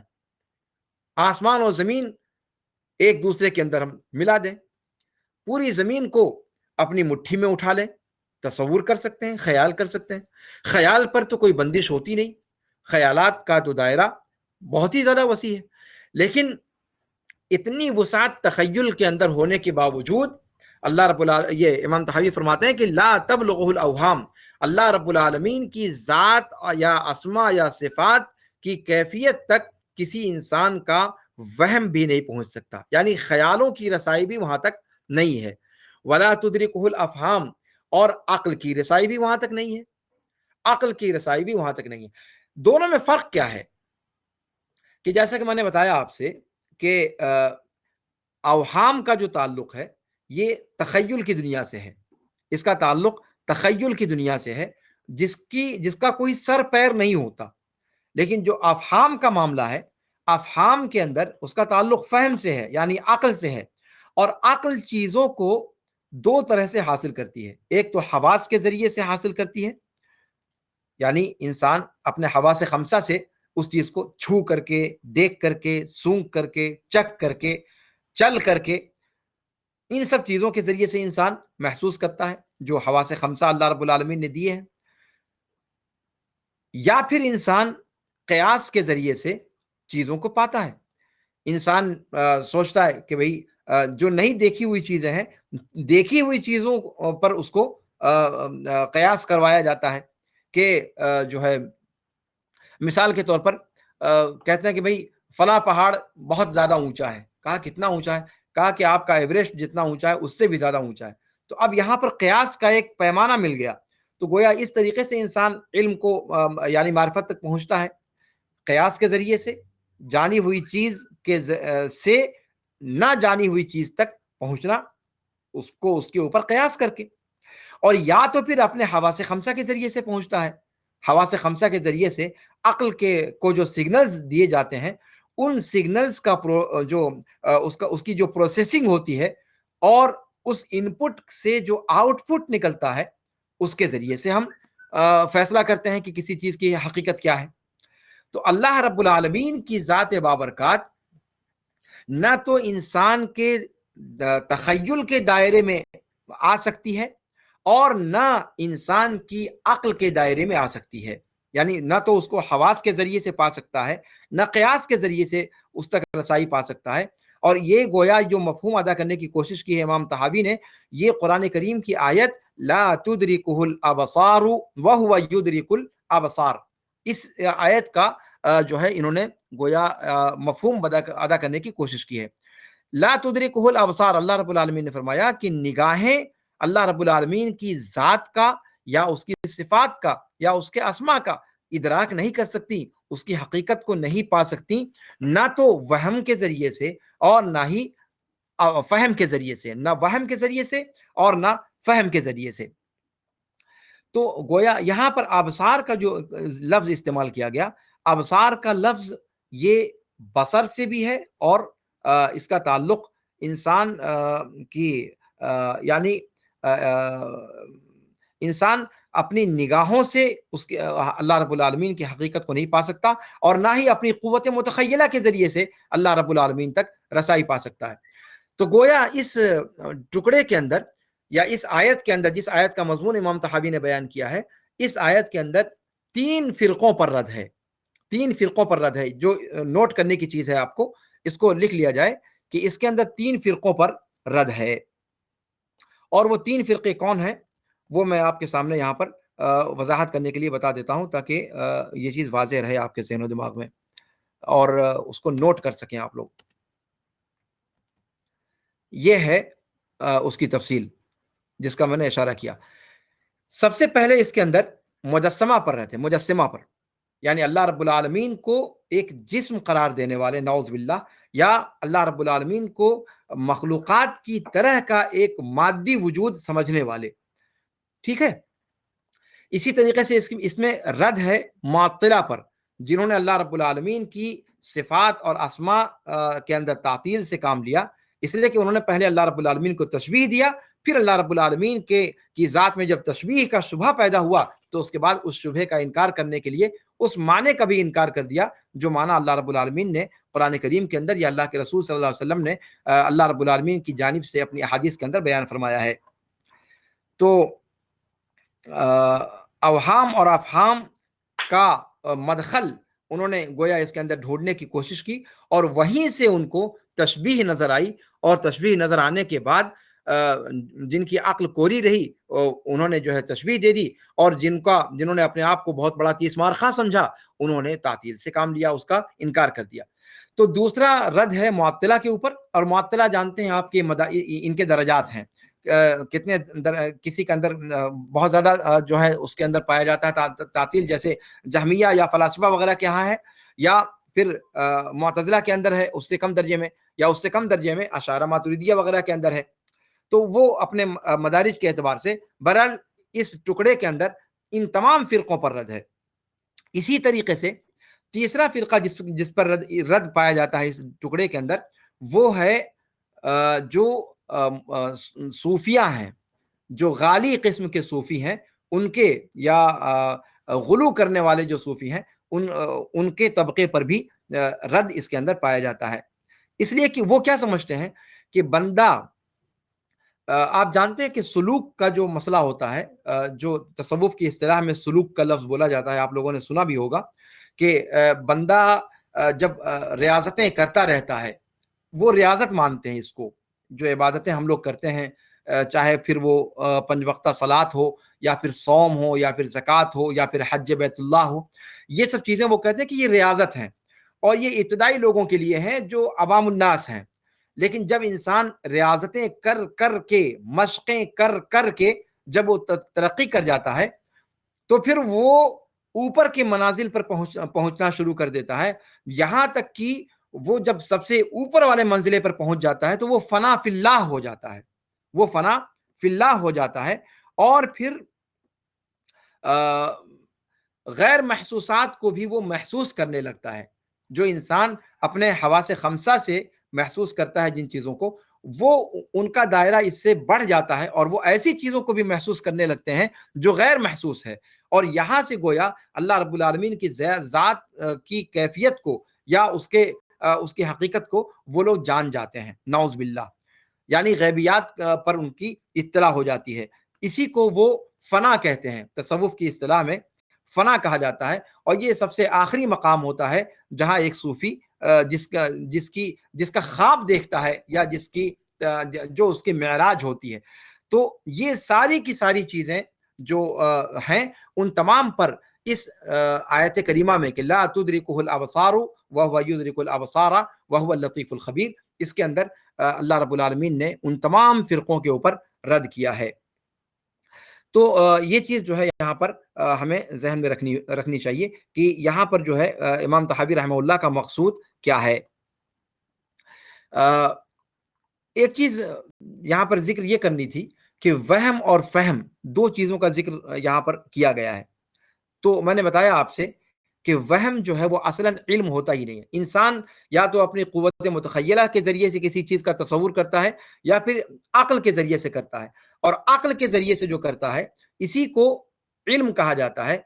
اس کے مدارج ہوتے ہیں علم کے، اور علم جب وہ یقینی ہو جائے تو اس کو علم کہا جاتا ہے، جب ادلہ کی روشنی میں انسان کسی چیز کو حاصل کرتا ہے۔ اس لیے کہ انسان کو اللہ رب العالمین نے جو اس دنیا میں پیدا کیا، تو وہ جو نالج ہے وہ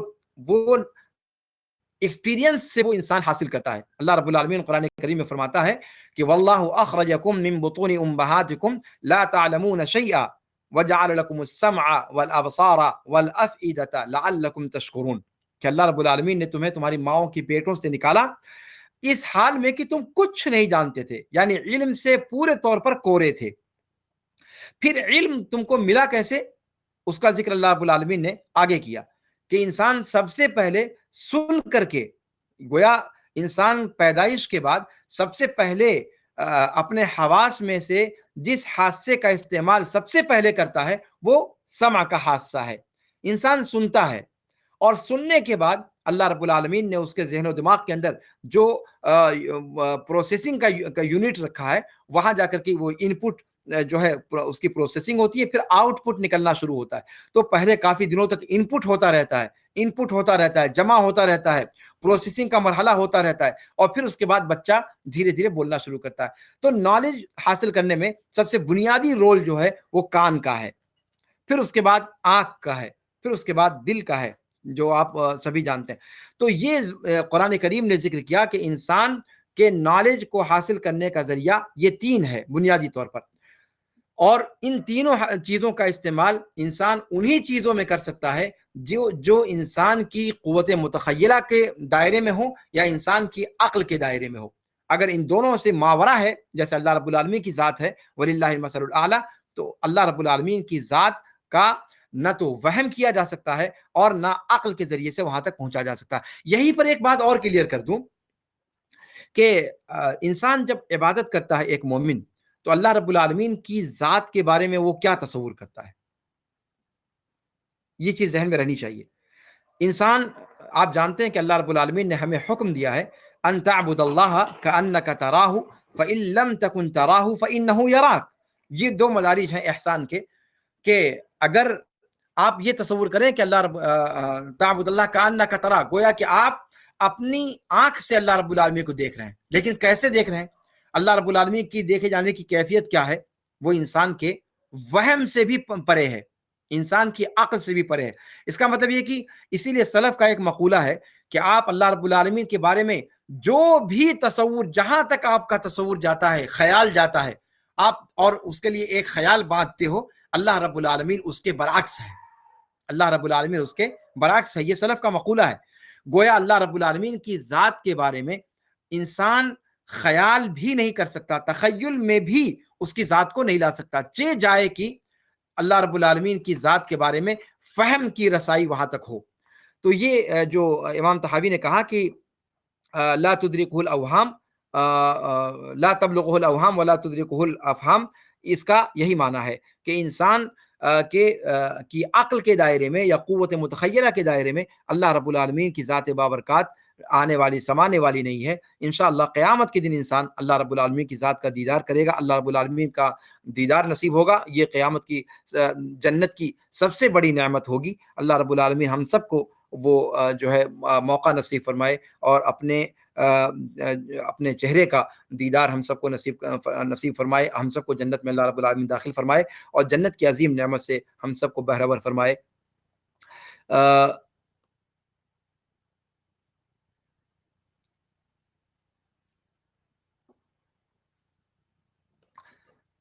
لا تدرکہ الابصار کے اندر جیسا کہ میں نے ذکر کیا کہ اس میں ابصار کا دو معنی لیا جا سکتا ہے. ایک معنی کہ آنکھ سے دیکھنا، بصر سے ہے آنکھ سے دیکھنا، اور دوسرا افہام اور اوہام کے معنی میں. ٹھیک ہے، تو نہ تو آنکھ سے دیکھ کر کے، نہ قوت متخیلہ سے جس کا میں نے ترجمہ کیا. تو یہ چیز جو ہے، اور سلف کا وہ قول جس کی طرف میں نے اشارہ کیا تھا، سلف کا قول ہے کہ ما خطر ببالک فاللہ عز وجل بخلافہ. ما خطر ببالک، جو بھی اللہ رب العالمین کے بارے میں آپ کے ذہن و دماغ میں، آپ کے دل میں تصور آتا ہے، جو کھٹکتا بھی ہے آپ کے دل میں، خطرہ، یہ عربی زبان کی تعبیر بہت عجیب و غریب ہے. آپ نے اس تعبیر کو وہاں بھی دیکھا ہوگا جب جنت کے بارے میں، کہ جنت کے اندر جو نعمتیں ہوں گی کہ نہ کسی آنکھوں نے دیکھا، نہ کسی کانوں نے سنا، اور وما خطر یا ولا خطر علی قلب بشر او کما قال صلی اللہ علیہ وسلم، کہ کسی انسان کے دل پر کھٹکا تک نہیں کہ وہ اس کا وہ تصور کر سکے. تو یہ جنت کی نعمتوں کا حال ہے. تو جنت جس نے بنائی اس ذات کا کیسے انسان تصور کر سکتا ہے؟ تو ما خطر ببالک فاللہ عز وجل بخلافہ، جو بھی تمہارے ذہن و دماغ میں تصور آتا ہے اللہ رب العالمین کے بارے میں، اللہ رب العالمین اس کے خلاف پر ہے. اس لیے کہ اگر آپ یہ مانتے ہیں کہ جو تصور آتا ہے اسی میں ہے، تو اس کا مطلب یہ ہوا کہ لا تدرکہ الابصار کا معنی غلط ہو گیا. انسان نہ اپنے عقل و فہم سے، اور نہ ہی اپنی آنکھوں سے، اور نہ ہی اپنی عقل سے اللہ رب العالمین کی ذات کا احاطہ کر سکتا ہے، یا اس کا تصور کر سکتا ہے، یا اپنے خیالات کے دائرے میں اس کو لا سکتا ہے. خیالات کے دائرے میں اس کو لا سکتا ہے. تو کیفیت کا معاملہ اور معنی کا جو اس کا ہے مضمون، اس حوالے سے گویا اللہ رب العالمین کی ذات جو ہے وہ انسان کی عقل سے اور قوت متخیلہ سے ماورا ہے. اس چیز کو جو ہے ذکر کرنا بہت ضروری تھا، اور میں سمجھتا ہوں کہ اب جہاں تک ہمیں پہنچنا تھا وہاں تک ہم پہنچ چکے ہیں. اور اب جو وقت رہ گیا ہے اس میں اگر کوئی سوال باقی ہے تو میں اب سوال کرنے کے لیے جو ہے اب درس کو ختم کرتا ہوں، سوال کرنے کے لیے موقع دیتا ہوں. اگر کوئی سوال ہے تو آپ چیٹ میں کر سکتے ہیں، یا پھر اگر بہت ضروری ہے گفتگو کرنا تو ہاتھ اٹھائیں اور سوال کریں. ھذا وصلی اللہ وسلم علی نبینا محمد وعلی آلہ وصحبہ اجمعین. سبحانک اللہم وبحمدک، اشہد ان لا الہ الا انت، استغفرک واتوب الیک. والسلام علیکم ورحمۃ اللہ تعالی وبرکاتہ.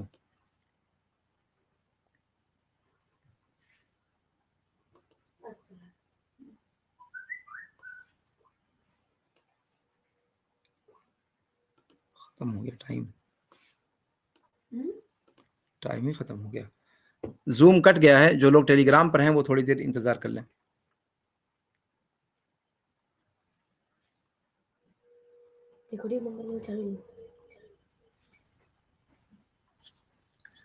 دیکھتے ہیں اگر کوئی سوال ہوا تو ٹھیک ہے. ٹیلی گرام پر کوئی سوال ہے؟ ہو گیا.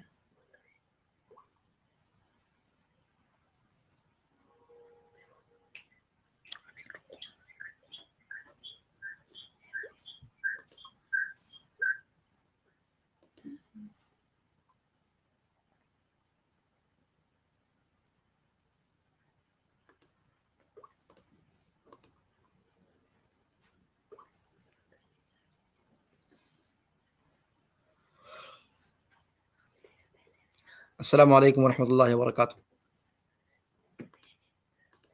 Recording in progress. جی مشائخ، اگر کوئی سوال ہو تو آپ سوال کر سکتے ہیں.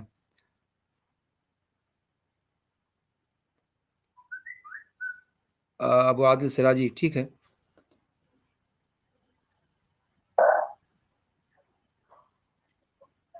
جی السلام علیکم سر. وعلیکم السلام ورحمۃ اللہ وبرکاتہ. خیریت سے ہیں سر؟ جی اللہ کا شکر، الحمدللہ، اللہ کا کرم ہے. شیخ آج کہہ رہا ہوں کہ استفسار کے لیے مجال تھوڑا وسیع رکھیے گا، کچھ اشکالات سے دور کرنے تھے شیخ، تو بہت مہربانی ہوگی اللہ کے لیے آپ. مسئلہ یہ ہے کہ وقت زیادہ ہو جاتا ہے، اور چلیے اگر کوئی اہم چیز ہے تو ذکر ہو جائے، اس کا کوئی مسئلہ نہیں ہے. جی شیخ، جیسے شیخ آپ نے کہا قدیم بلا ابتدا، تو قدیم بلا ابتدا یہ صرف اللہ تعالیٰ ہی کے لیے ہے، لیکن بعض اہل بدعت حضرت علامہ ابن تیمیہ رحمۃ اللہ علیہ کی طرف یہ قول منسوب کرتے ہیں کہ ابن تیمیہ قدم العالم یعنی تسلسل حوادث کے قائل ہیں، یعنی حوادث لا اول لہا کے قائل ہیں، اور فلاسفہ سے جا کر کے اس قول میں مل گئے ہیں. تو کیا تعلیق ہے شیخ آپ کی اس قول پر؟ کیا ابن تیمیہ رحمۃ اللہ علیہ سے قول ثابت ہے؟ دیکھیے یہ بہت مشہور پریشان کن مسئلہ ہے ایک. اس کا ذکر عام طور سے جو ہے وہ کیا جاتا ہے کہ امام ابن تیمیہ رحمہ اللہ جو ہے وہ تسلسل حوادث کے قائل ہیں، حالانکہ یہ ان کے اوپر سراسر بہتان ہے، سراسر بہتان ہے. امام ابن تیمیہ پر بھی صرف تسلسل حوادث کا مسئلہ نہیں ہے، کئی اور چیزیں ان کی طرف منسوب کی گئی ہیں جو حقیقت میں بالکل باطل ہے. تسلسل حوادث کا جو قول ان کی طرف ذکر کیا جاتا ہے، یہ چیز ثابت نہیں ہے، اور یہ چیز ان کے کسی قول سے ممکن بھی نہیں کہ وہ ثابت ہو. اگر امام ابن تیمیہ کو کسی نے پڑھا ہے تو ابن تیمیہ کی تحریروں کو دیکھنے کے بعد اس قسم کا کوئی شبہ کسی کے ذہن میں آئے تو یہ ایسے ہی ہے جیسے دوسرا قول ان کی طرف منسوب کیا جاتا ہے فنا فی النار کا، فنا نار کا، کہ نار فنا ہو جائے گی.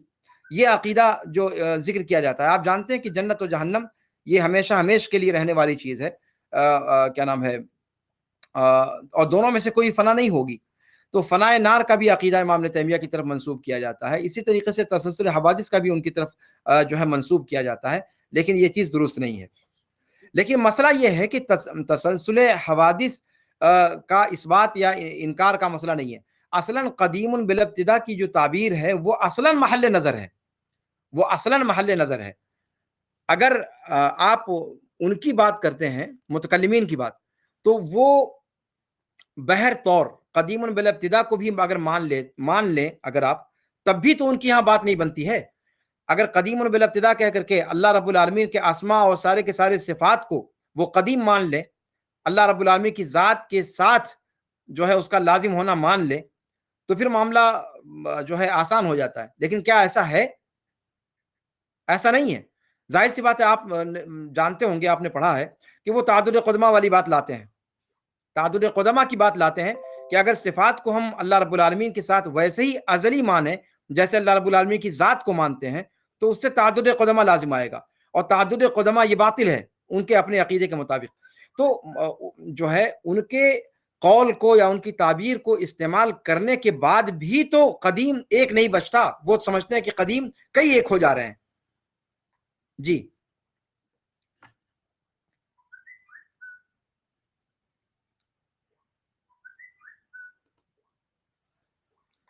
اور کوئی سوال ہے کسی کا؟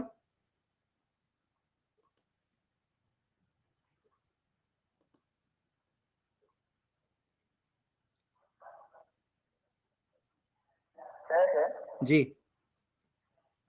جیسے آپ نے کہا کہ لفظ قدیم یہ سنت میں کہیں وارد نہیں ہے لفظ، لیکن ہم دیکھتے ہیں کہ ترمذی ابو داؤد کی ایک روایت ہے، پیارے نبی صلی اللہ علیہ وسلم سلطان القدیم، جب مسجد میں داخل ہوتے تھے، جی سر، سلطان استعمال ہوا ہے. جی جی جی سلطان قدیم وہ آیا ہوا ہے، لیکن کیا وہ اللہ رب العالمین کی صفت کے لیے آیا ہے؟ اللہ رب العالمین کے اسم کے طور پر آیا ہے.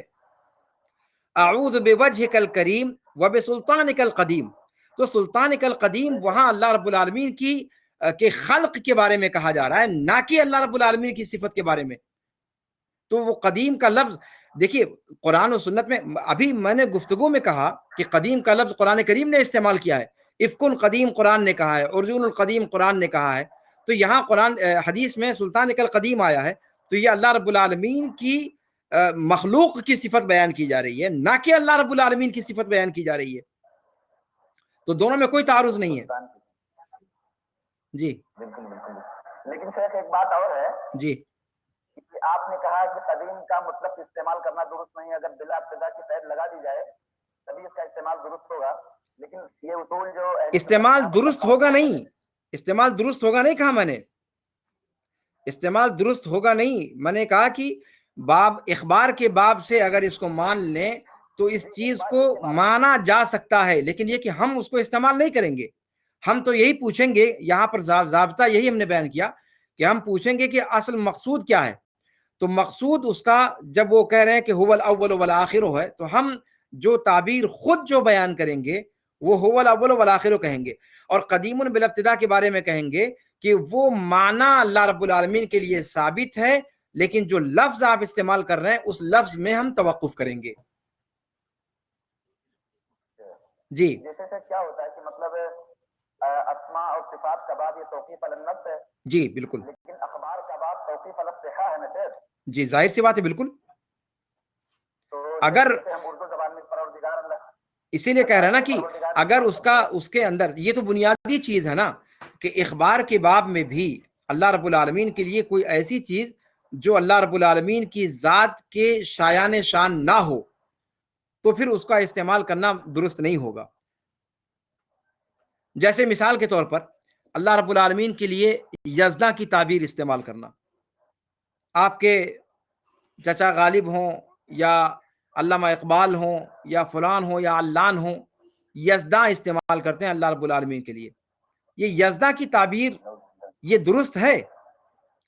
ظاہر سی بات ہے یہ چیز درست نہیں ہے۔ کیوں درست نہیں ہے؟ اس لیے کہ یہ ثنویت کے عقیدے سے اس کو لیا گیا ہے، یزداں اور اہرمن کا جو عقیدہ ہے وہاں سے اس لفظ کو لیا گیا ہے، تو ظاہر سی بات ہے یہ لفظ اللہ رب العالمین کے لیے درست نہیں ہوگا، تو یہ چیز تو ضروری ہے کہ اس کا اعتبار رکھا جائے، نہ اخبار کے باب سے اس کی اجازت دی جا سکتی ہے اور نہ صفات اور اسما کے باب میں۔ اخبار کے حوالے سے بھی صفت کے طور پر یا خبر کے طور پر ایسی چیز بیان کی جا سکتی ہے جو کیا نام ہے اللہ رب العالمین کی ذات کے اعتبار سے، اللہ رب العالمین کے کمال کے اعتبار سے کسی بھی اعتبار سے اس میں نقص نہ ہو، کمال کے اوپر ہو، اور مکمل کمال اگر ہے تو اس میں اسما کے اندر وہ یقینی طور پر موجود ہے، اور اس کے کوئی کمال نہیں چھوٹا جس کا ذکر اللہ رب العالمین نے کیا نہیں ہے۔ اور اگر کوئی یہ سمجھتا ہے کہ اور اسی لیے اسما کو توقیفی کہا گیا ہے، ہاں البتہ یہ بھی ساتھ میں ذکر کرنا ضروری ہے کہ اسماء و صفات کا توقیفی ہونا اس کا یہ مطلب نہیں ہے کہ اللہ رب العالمین کے اسماء 99 میں محصور ہیں، اس کو آپ لوگوں نے پڑھا ہے، اس کو تفصیل کے ساتھ بتایا گیا ہے کہ 99 یہ وہ نام ہیں جن کو خاص فضیلت حاصل ہے، من احصاها دخل الجنہ، اور احصا کا جو معنی بیان کیا گیا ہے شارحین کے یہاں، تو یہ مخصوص فضیلت والی تعداد یہ ہے، یہ نہیں کہ اللہ تعالیٰ کے نام ہی اتنے ہیں، اگر اتنے ہی نام ہوتے تو پھر اللہ کے رسول صلی اللہ علیہ وسلم نے اس دعا کے اندر جس میں فرمایا ہے کہ اللہم اسألک بکل اسم هو لک سمیت به نفسک او انزلته فی کتابک او علمته احدا من خلقک او استأثرت به فی علم الغیب عندک، پھر استأثرت به فی علم الغیب عندک جو ہے اس کا تو دائرہ لامحدود ہو جاتا ہے نا، تو اسماء کا توقیفی ہونے کا مطلب یہ ہے کہ جتنے اسماء کتاب و سنت میں ثابت ہیں اتنے ہی ہم اسماء کے طور پر اللہ کے لیے ثابت کریں گے، ورنہ اللہ کے اسماء اس کے علاوہ بھی ہیں، لیکن بندوں کے لیے جتنا ضروری تھا اللہ رب العالمین نے اس کو بیان فرما دیا ہے، شریعت کے اندر کوئی نقص نہیں ہے، اور ہم اپنی عقل سے اللہ رب العالمین کے لیے کچھ اسماء کو ایجاد کریں اس کی اجازت شریعت میں نہیں رکھی گئی ہے۔ اچھا شیخ، ابن حجر رحمۃ اللہ علیہ نے اپنے کسی مؤلف میں اللہ تعالیٰ کے اسماء کا احصاء کیا ہے اور تقریباً 140 اسماء کا ذکر اس نے کیا ہے۔ احصاء کی کوشش بہت سارے لوگوں نے کی ہے، خود ترمذی کی روایت جس کے اندر اسماء ذکر کیے گئے ہیں وہ بھی تو کیا نام ہے ادراج ہی اس کو کہا گیا ہے، صحیح قول یہ ہے کہ یہ لفظ جو ہے یہ تفصیل جو ہے وہ ادراج ہے، تو تابعین ہی کے زمانے سے بہت سارے لوگوں نے کوششیں کی ہیں، اور بعد میں بھی بہت سارے ائمہ لغت نے بھی اس سلسلے میں کوشش کی، اس پر کتابیں لکھی ہیں اللہ رب العالمین کے اسماء کے حوالے سے، اور عصر حاضر میں بھی بہت سارے لوگوں نے کوشش کی ہے. تو اس کا اصل میں کوئی ضابط اس کا صحیح سے متعین نہیں کر سکے کہ اسماء میں کس کو شامل کریں گے. اچھا، ایک چیز اور یہاں پر جو ذکر کرنے کی تھی ضابط کے طور پر، کہ جیسے قابض اور باسط ہے اللہ رب العالمین کے لیے، یا خافض اور رافع وغیرہ کی صفت ہے، یا کیا نام ہے، تو کیا اس طرح کی ہاں اس طرح کی جو صفات ہیں، یہ صفات کیا نام ہے اپنے آپ میں مستقل نہیں ہیں. ان کو جب تک نقص والی یا جس کے اندر ضم کا پہلو ہے اس کو اس بات کے پہلو کے ساتھ جوڑ کر کے نہ کہا جائے تب تک استعمال نہیں کیا جائے گا. تو یہ سب بھی اللہ رب العالمین کے اسماء میں سے اس کو ذکر نہیں کیا جاتا ہے. یہ چیز آپ جانتے ہیں. جی، یہیں پر ایک بات اور وضاحت کے لیے، آپ کے ایک بھائی فیض بھائی بھی کچھ سوال کرنا چاہ رہے تھے. جی چیک کر لینے دیجیے ان کو. جی ہاں فیض.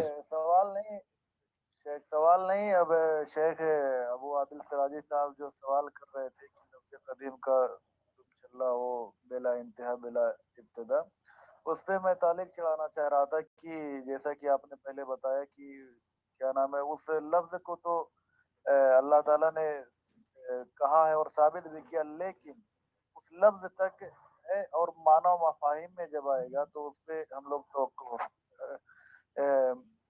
جی بالکل لفظ تک تو توقع، لفظ میں توقف اختیار کر لیں گے، اور معنی کا جب بات آئے گا تو هو الاول آخر آ جائے گا. ہاں ہم بتائیں گے کہ یہ معنی ثابت ہے. اگر کوئی پوچھے کہ آپ کا اس جملے کے تعلق سے کیا کہنا ہے، تو ہم یہ کہیں گے کہ بھئی جو یہ کہہ رہا ہے اس سے ہم پوچھیں گے کہ بھئی اس سے مقصود کیا ہے. اگر وہ بتائے گا کہ اس سے مقصود یہ ہے کہ ایسی ذات کا اس بات جو ماضی میں ہمیشہ سے رہی ہے اور مستقبل میں ہمیشہ رہے گی، تو ہم کہیں گے اس کے لیے ہمارے یہاں قرآن و سنت کے اندر هو الاول والآخر کی تعبیر استعمال کی گئی ہے. الاول اور الآخر کی تعبیر استعمال کی گئی ہے، لہذا یہ معنی ثابت ہے. لیکن آپ جو لفظ استعمال کر رہے ہیں وہ لفظ شریعت میں وارد نہیں ہے، اس لیے ہم اس لفظ کے بارے میں توقف اختیار کریں گے. آپ کے ذکر کردہ معنی کی ہم تائید کرتے ہیں لیکن لفظ میں ہمارا توقف ہے. جی میرا سوال یہ نہیں تھا اصل میں سے. جی جی میرا سوال یہ تھا شیخ نا، جسے بلا ابتدا کے قید کو ہٹا دیا جائے، لفظ قدیم کو مطلق باقی رکھا جائے، اور اس کے بعد یہ سوال کیا جائے کہ باب الاخبار اوسع من باب الصفات و باب الصفات اوسع من باب الاسماء، تو اخبار کے قبیل سے اب لفظ قدیم کو استعمال کرنا جائز ہے کہ نہیں؟ بلا ابتدا کے قید ہٹا دی جائے، صرف لفظ قدیم کو اخبار کے قبیل سے پھر. تو قدیم کے اندر بتایا تو کہ اس کے اندر وہ معنی آئے گا ہی نہیں نا، وہ معنی مکمل ہی نہیں ہوگا. امام طحاوی نے آخر اس کو کیوں اضافہ کیا؟ امام طحاوی رحمہ اللہ نے، یہی تو میں بتا رہا تھا آپ سے کہ قدیم کا لفظ خود امام طحاوی رحمہ اللہ نے اس چیز کو محسوس کیا کہ یہ لفظ اپنے آپ میں، وہی تو میں نے بتایا آپ سے کہ اگر متکلمین کے معنی کو لیتے ہیں آپ کہ جو غیر پر مقدم ہو، اپنے غیر پر مقدم ہو، اگر یہ معنی مراد لیتے ہیں تو پھر اس سے کیا نام ہے اول کا معنی کہاں سے آیا؟ لغت کے اعتبار سے اپنے غیر پر مکمل طور پر مقدم ہو، یہ تعبیر، یہ معنی لغت کے اندر ہے ہی نہیں، بلکہ ممکن ہے کہ اس سے پہلے کوئی اور مقدم ہو اور اس کے بعد پھر کوئی جو ہے آ جائے جو اس سے مقدم ہو جائے. ارجون القدیم کی تعبیر جو ہے اس میں تفسیر میں آپ دیکھیں یہی چیز ہے. تو اب صرف قدیم کا لفظ جو ہے وہ اپنے آپ میں مجمل ہے اور اپنے مضمون کو بیان کرنے سے قاصر ہے، اسی لیے تو امام طحاوی نے بالابتدا بڑھایا. یعنی باب اخبار کے قبیل سے بھی استعمال نہیں کر سکتے ہیں؟ استعمال بالکل نہیں کر سکتے. اگر ابتدا کی قید نہیں لگاتے تو استعمال نہیں کر سکتے. اس کے مضمون کو آپ بیان کر سکتے ہیں. اخبار کے قبیل سے کا مطلب یہ ہوا کہ آپ یہ کہیں کہ اللہ رب العالمین کی ذات تب سے ہے جب کوئی نہیں تھا، اور ہمیشہ، یا یہ کہیں کہ ہمیشہ سے ہے اور ہمیشہ رہے گا، مثال کے طور پر. یہ اخبار کے قبیل سے بات ہوئی. ظاہر سی بات ہے یہ بھی ایک صفت ہی ہے، لیکن یہ کہ اب اردو والی تعبیر جو ہے وہ تعبیر کیا نام ہے قدیم اور دائم سے تقریباً کسی حد تک میچ کر کھا رہی ہے. اول اور آخر والی تعبیر سے بہت زیادہ قریب نہیں ہے، تو اس طرح کی تعبیر اخبار کے قبیل سے استعمال کر سکتے ہیں آپ. جی جی. اب شیخ یہیں پر بات آ جاتی ہے لفظ خدا کی، اس کا استعمال کرنا کیسے ہے؟ لفظ خدا کا استعمال کرنا بھی وہاں بھی وہی معنی آتا ہے. اگر قدیم کی جو تفصیل بیان کی گئی ہے اگر آپ اس پہ دھیان دیں تو خدا خود آ سے اشتقاق اس کا مانا جاتا ہے جو عام طور سے ذکر کرتے ہیں. اور پھر سب سے بڑی بات یہ کہ یہ تصور دوسری قوم سے لیا گیا ہے، اور اللہ کا جو تصور قوم مسلم کے یہاں ہے وہ شاید کسی اور قوم کے یہاں اب باقی نہیں ہے. اہل کتاب کے یہاں کبھی رہا ہوگا، بلکہ تھا شروع میں، لیکن خود اللہ کے رسول صلی اللہ علیہ وسلم کے زمانے میں جس طرح سے تحریف ہو گئی تھی اور تثلیث کی طرف وہ پہنچ گئے تھے، اور کیا نام ہے، خود یہود کے ہاں جو اللہ رب العالمین کے حوالے سے، اللہ رب العالمین کی ذات کے حوالے سے ایسی صفات سے اللہ کو متصف قرار دیا تھا ان لوگوں نے جو اللہ کے لیے لائق و زیبا نہیں، جیسے اللہ کو بخیل کہا، نعوذ باللہ، وغیرہ وغیرہ. تو اب جب آسمانی کتابوں کے ماننے والوں کے ہاں وہ تصور نہیں باقی تھا، تو پھر اور کسی مذہب میں جو کیا نام ہے وضعی ادیان میں سے ہے، ان وضعی ادیان کے میں جو الفاظ استعمال کیے گئے ہیں ان الفاظ سے آپ کیسے یہ آپ تصور کرتے ہیں کہ وہ مفہوم ادا کرے گا کامل طریقے سے جو مذہب اسلام کا اللہ کے بارے میں تصور ہے؟ آپ یہ کیسے تصور کر سکتے ہیں؟ مجھے بتائیں آپ، جب وہ تصور ہی کسی قوم میں نہیں ہے.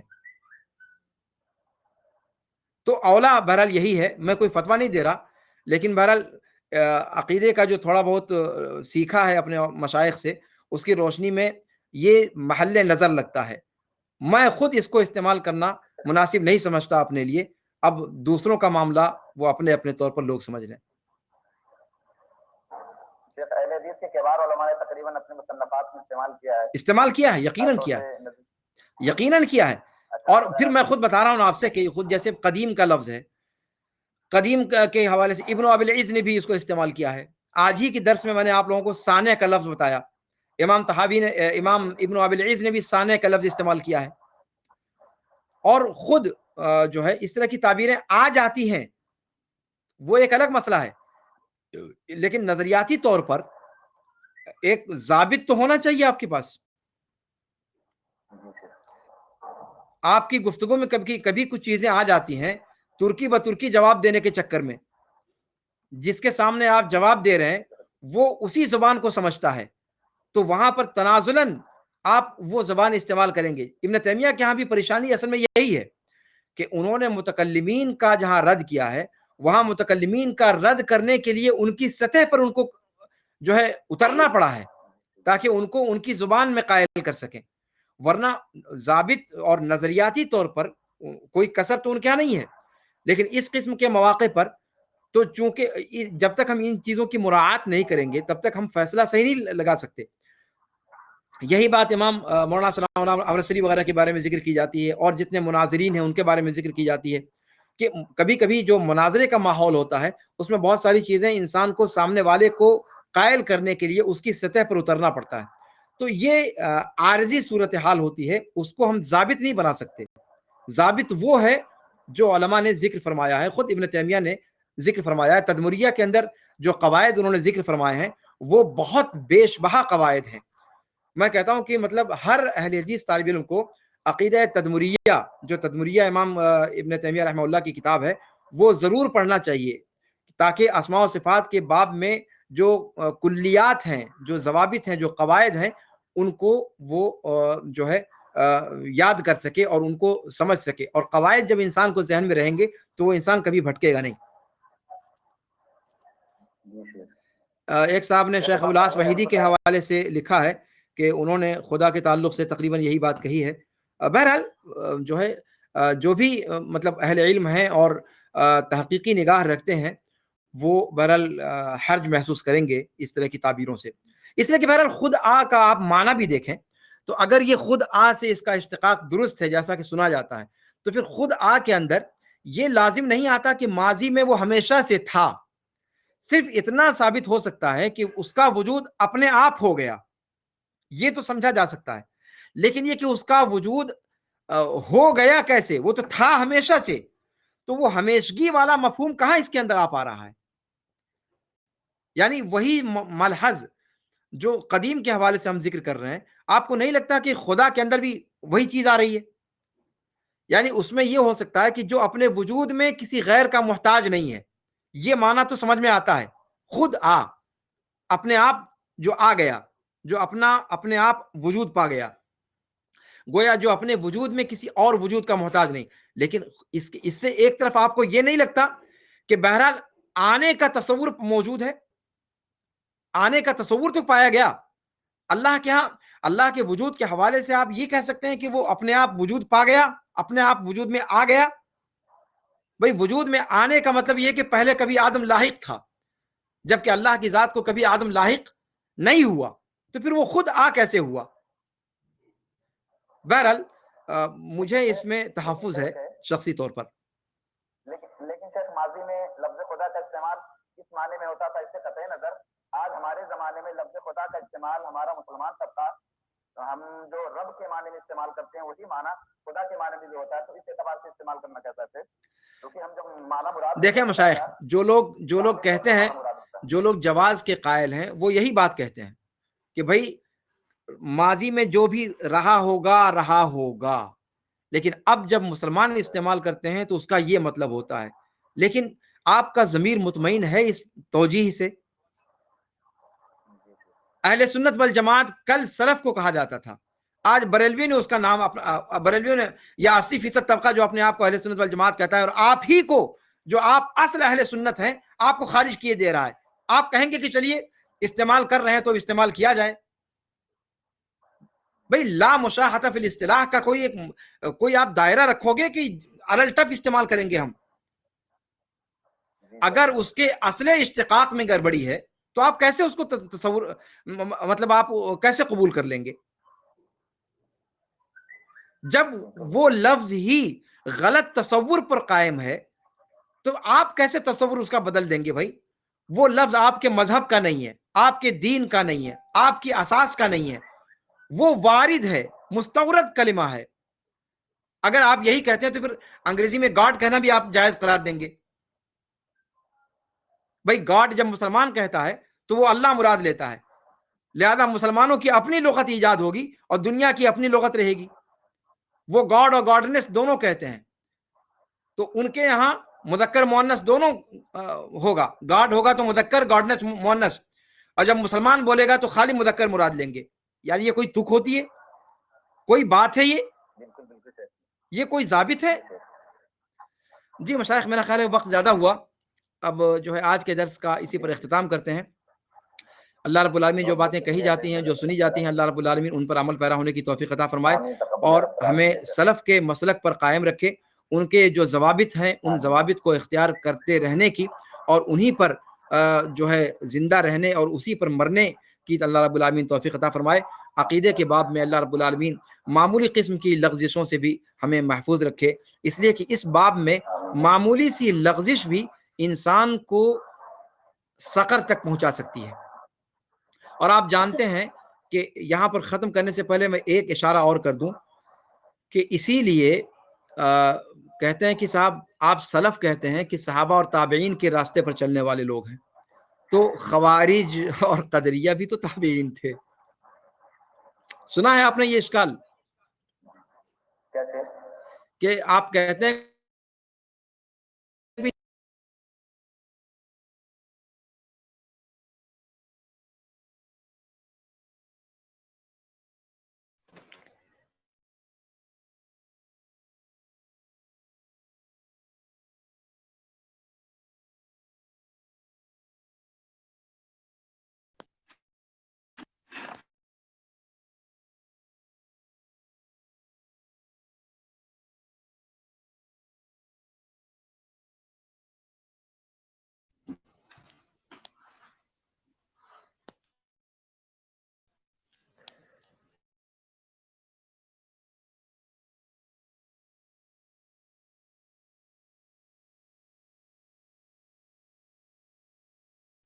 السلام علیکم.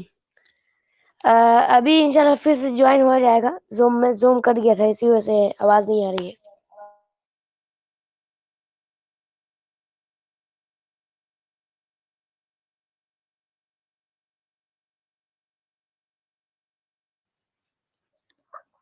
جی مشائخ معاف کیجیے گا، بیچ میں کٹ گیا تھا.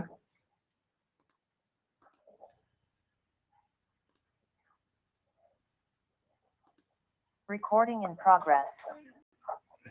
جی مشائخ، تو میں یہ کہہ رہا تھا کہ یہ اشکال آپ نے سنا ہوگا کہ صحابہ اور تابعین کی اتباع کو آپ لوگ کہتے ہیں کہ سلفیت ہے. تو خوارج اور قدریہ وغیرہ بھی تو تابعین تھے. بھئی معتزلہ کا وجود کب ہوا ہے؟ حسن بصری کا شاگرد تھا وہ تابعین کے زمانے میں، تبع تابعین کے زمانے میں، بلکہ تبع تابعین کے زمانے میں صحابہ کرام کے شاگرد تھے. خوارج کا جو معاملہ ہے، ابن عباس رضی اللہ تعالیٰ عنہما سے سوال کیا تھا نافع ابن ازرق وغیرہ نے، اور پھر علی رضی اللہ تعالیٰ عنہ کے زمانے ہی میں تو سارا معاملہ تحکیم کا پیش آیا تھا، خوارج کا ظہور ہوا تھا.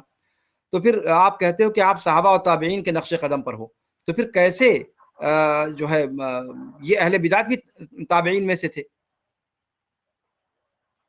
یہ بات کہی جاتی ہے، سنا ہے آپ نے کہ نہیں؟ سنا ہے شیخ، لیکن دن مطمئن نہیں اس پر شیخ. نہیں، یہ چیز جو ہے نوٹ کرنی چاہیے کہ کہتے ہیں کہ صاحب آپ لوگ فترہ زمنیہ کے اعتبار سے مراد لیتے ہیں کہ آپ صحابہ کرام، تابعین اور تبع تابعین، خیر القرون اس کو کہتے ہیں، اور آپ تابعین ہی تبع تابعین تک آپ مانتے ہیں. تو پھر آپ سارے گمراہ فرقے تو اسی زمانے میں آ چکے تھے. جہمیہ کیا نام ہے، قدریہ کا فتنہ ہو یا خوارج کا فتنہ ہو. جی کہہ رہا ہوں فترہ زمانیہ سلف کے لیے صرف سب تھوڑی ہے سر، اتباع سنت بھی کرتے ہیں نا، انہیں کو ہم سلف مانیں گے نا. یہی اصل قضیہ ہے کہ اس میں ہمیں یہ دیکھنے کی ضرورت ہے کہ اللہ رب العالمین نے قرآن کریم کے اندر کیا فرمایا ہے. والسابقون الاولون من المہاجرین والانصار، مہاجرین والانصار ذکر کیا وہاں پر. اس کے بعد کیا کہا؟ والذین اتبعوہم باحسان، یہیں سے لوگوں نے اس کو لیا. اتبعوہم باحسان والتابعین لہم باحسان الی یوم الدین. ہم جب خطبہ میں کہتے ہیں تو والتابعین لہم باحسان وہ ہوئے ہی نہیں، والتابعین لہم باحسان وہ لوگ ہوئے ہی نہیں جنہوں نے عقیدے کے اندر اختلاف کیا. آپ کہیں گے تب تو اختلاف صحابہ کے اندر بھی موجود تھا، صحابہ کے اندر بھی اختلاف موجود تھا، تابعین کے اندر بھی اختلاف موجود تھا، تو پھر خوارجی کی کیا غلطی ہے؟ تو وہاں پر یہی بات ہم کہتے ہیں. اس کو شروع میں نے مقدمے میں بتایا تھا آپ سے کہ اگر اختلاف مسائل کے اندر ہے، فقہی مسائل کے اندر، تو اس کو ہم اختلاف کہتے ہیں. لیکن اگر اختلاف اصولی مسائل میں ہو، عقیدے کے مسائل میں ہو، چاہے پھر وہ اسماء و صفات کا مسئلہ ہو، چاہے غیبیات کا مسئلہ ہو، چاہے پھر وہ قدر کا مسئلہ ہو، چاہے پھر وہ کیا نام ہے عرش و کرسی کا مسئلہ ہو، یا غیبی امور کوئی بھی ہو، کسی سے متعلق ہو، تو ان تمام امور کے اندر ذرہ برابر بھی اختلاف کرنے والا بندہ پھر وہ اہل بدعت میں شامل ہو جاتا ہے. یعنی یا تو اہل سنت رہے گا یا اہل بدعت بنے گا، اس میں کوئی اور دو راہ نہیں ہے. جیسے انسان یا مومن ہوگا یا کافر ہوگا، ویسے یا پھر وہ اہل سنت میں سے ہوگا یا اہل بدعت میں سے ہوگا. تو صحابہ اور تابعین میں سے کوئی ایک بھی اہل بدعت میں سے نہیں تھا. ان کے اندر جتنے بھی اختلافات ہوئے وہ اختلافات مسائل کے اندر ہوئے، اصول کے اندر کسی کا کوئی اختلاف نہیں تھا. اور اسی بنیاد پر، اور جن کے اندر بھی اصول کا اختلاف پایا جائے گا وہ تابعین لہم باحسان میں داخل نہیں ہے. یہ قاعدہ کلیہ ہے. جی چلیں ٹھیک ہے مشائخ، وقت بھی زیادہ ہو چکا ہے، اب اسی پر اکتفا کرتے ہیں. اللہ رب العالمین سے دعا ہے کہ اللہ رب العالمین ہمیں مفید علم عطا فرمائے اور ہمارے علم کو ہمارے لیے وبال جان نہ بنائے. اللہ رب العالمین ہم سب کے لیے ہمارے علم کو نجات کا ذریعہ بنائے اور نبیین، صدیقین، شہداء و صالحین کے ساتھ ہمارا حشر فرمائے.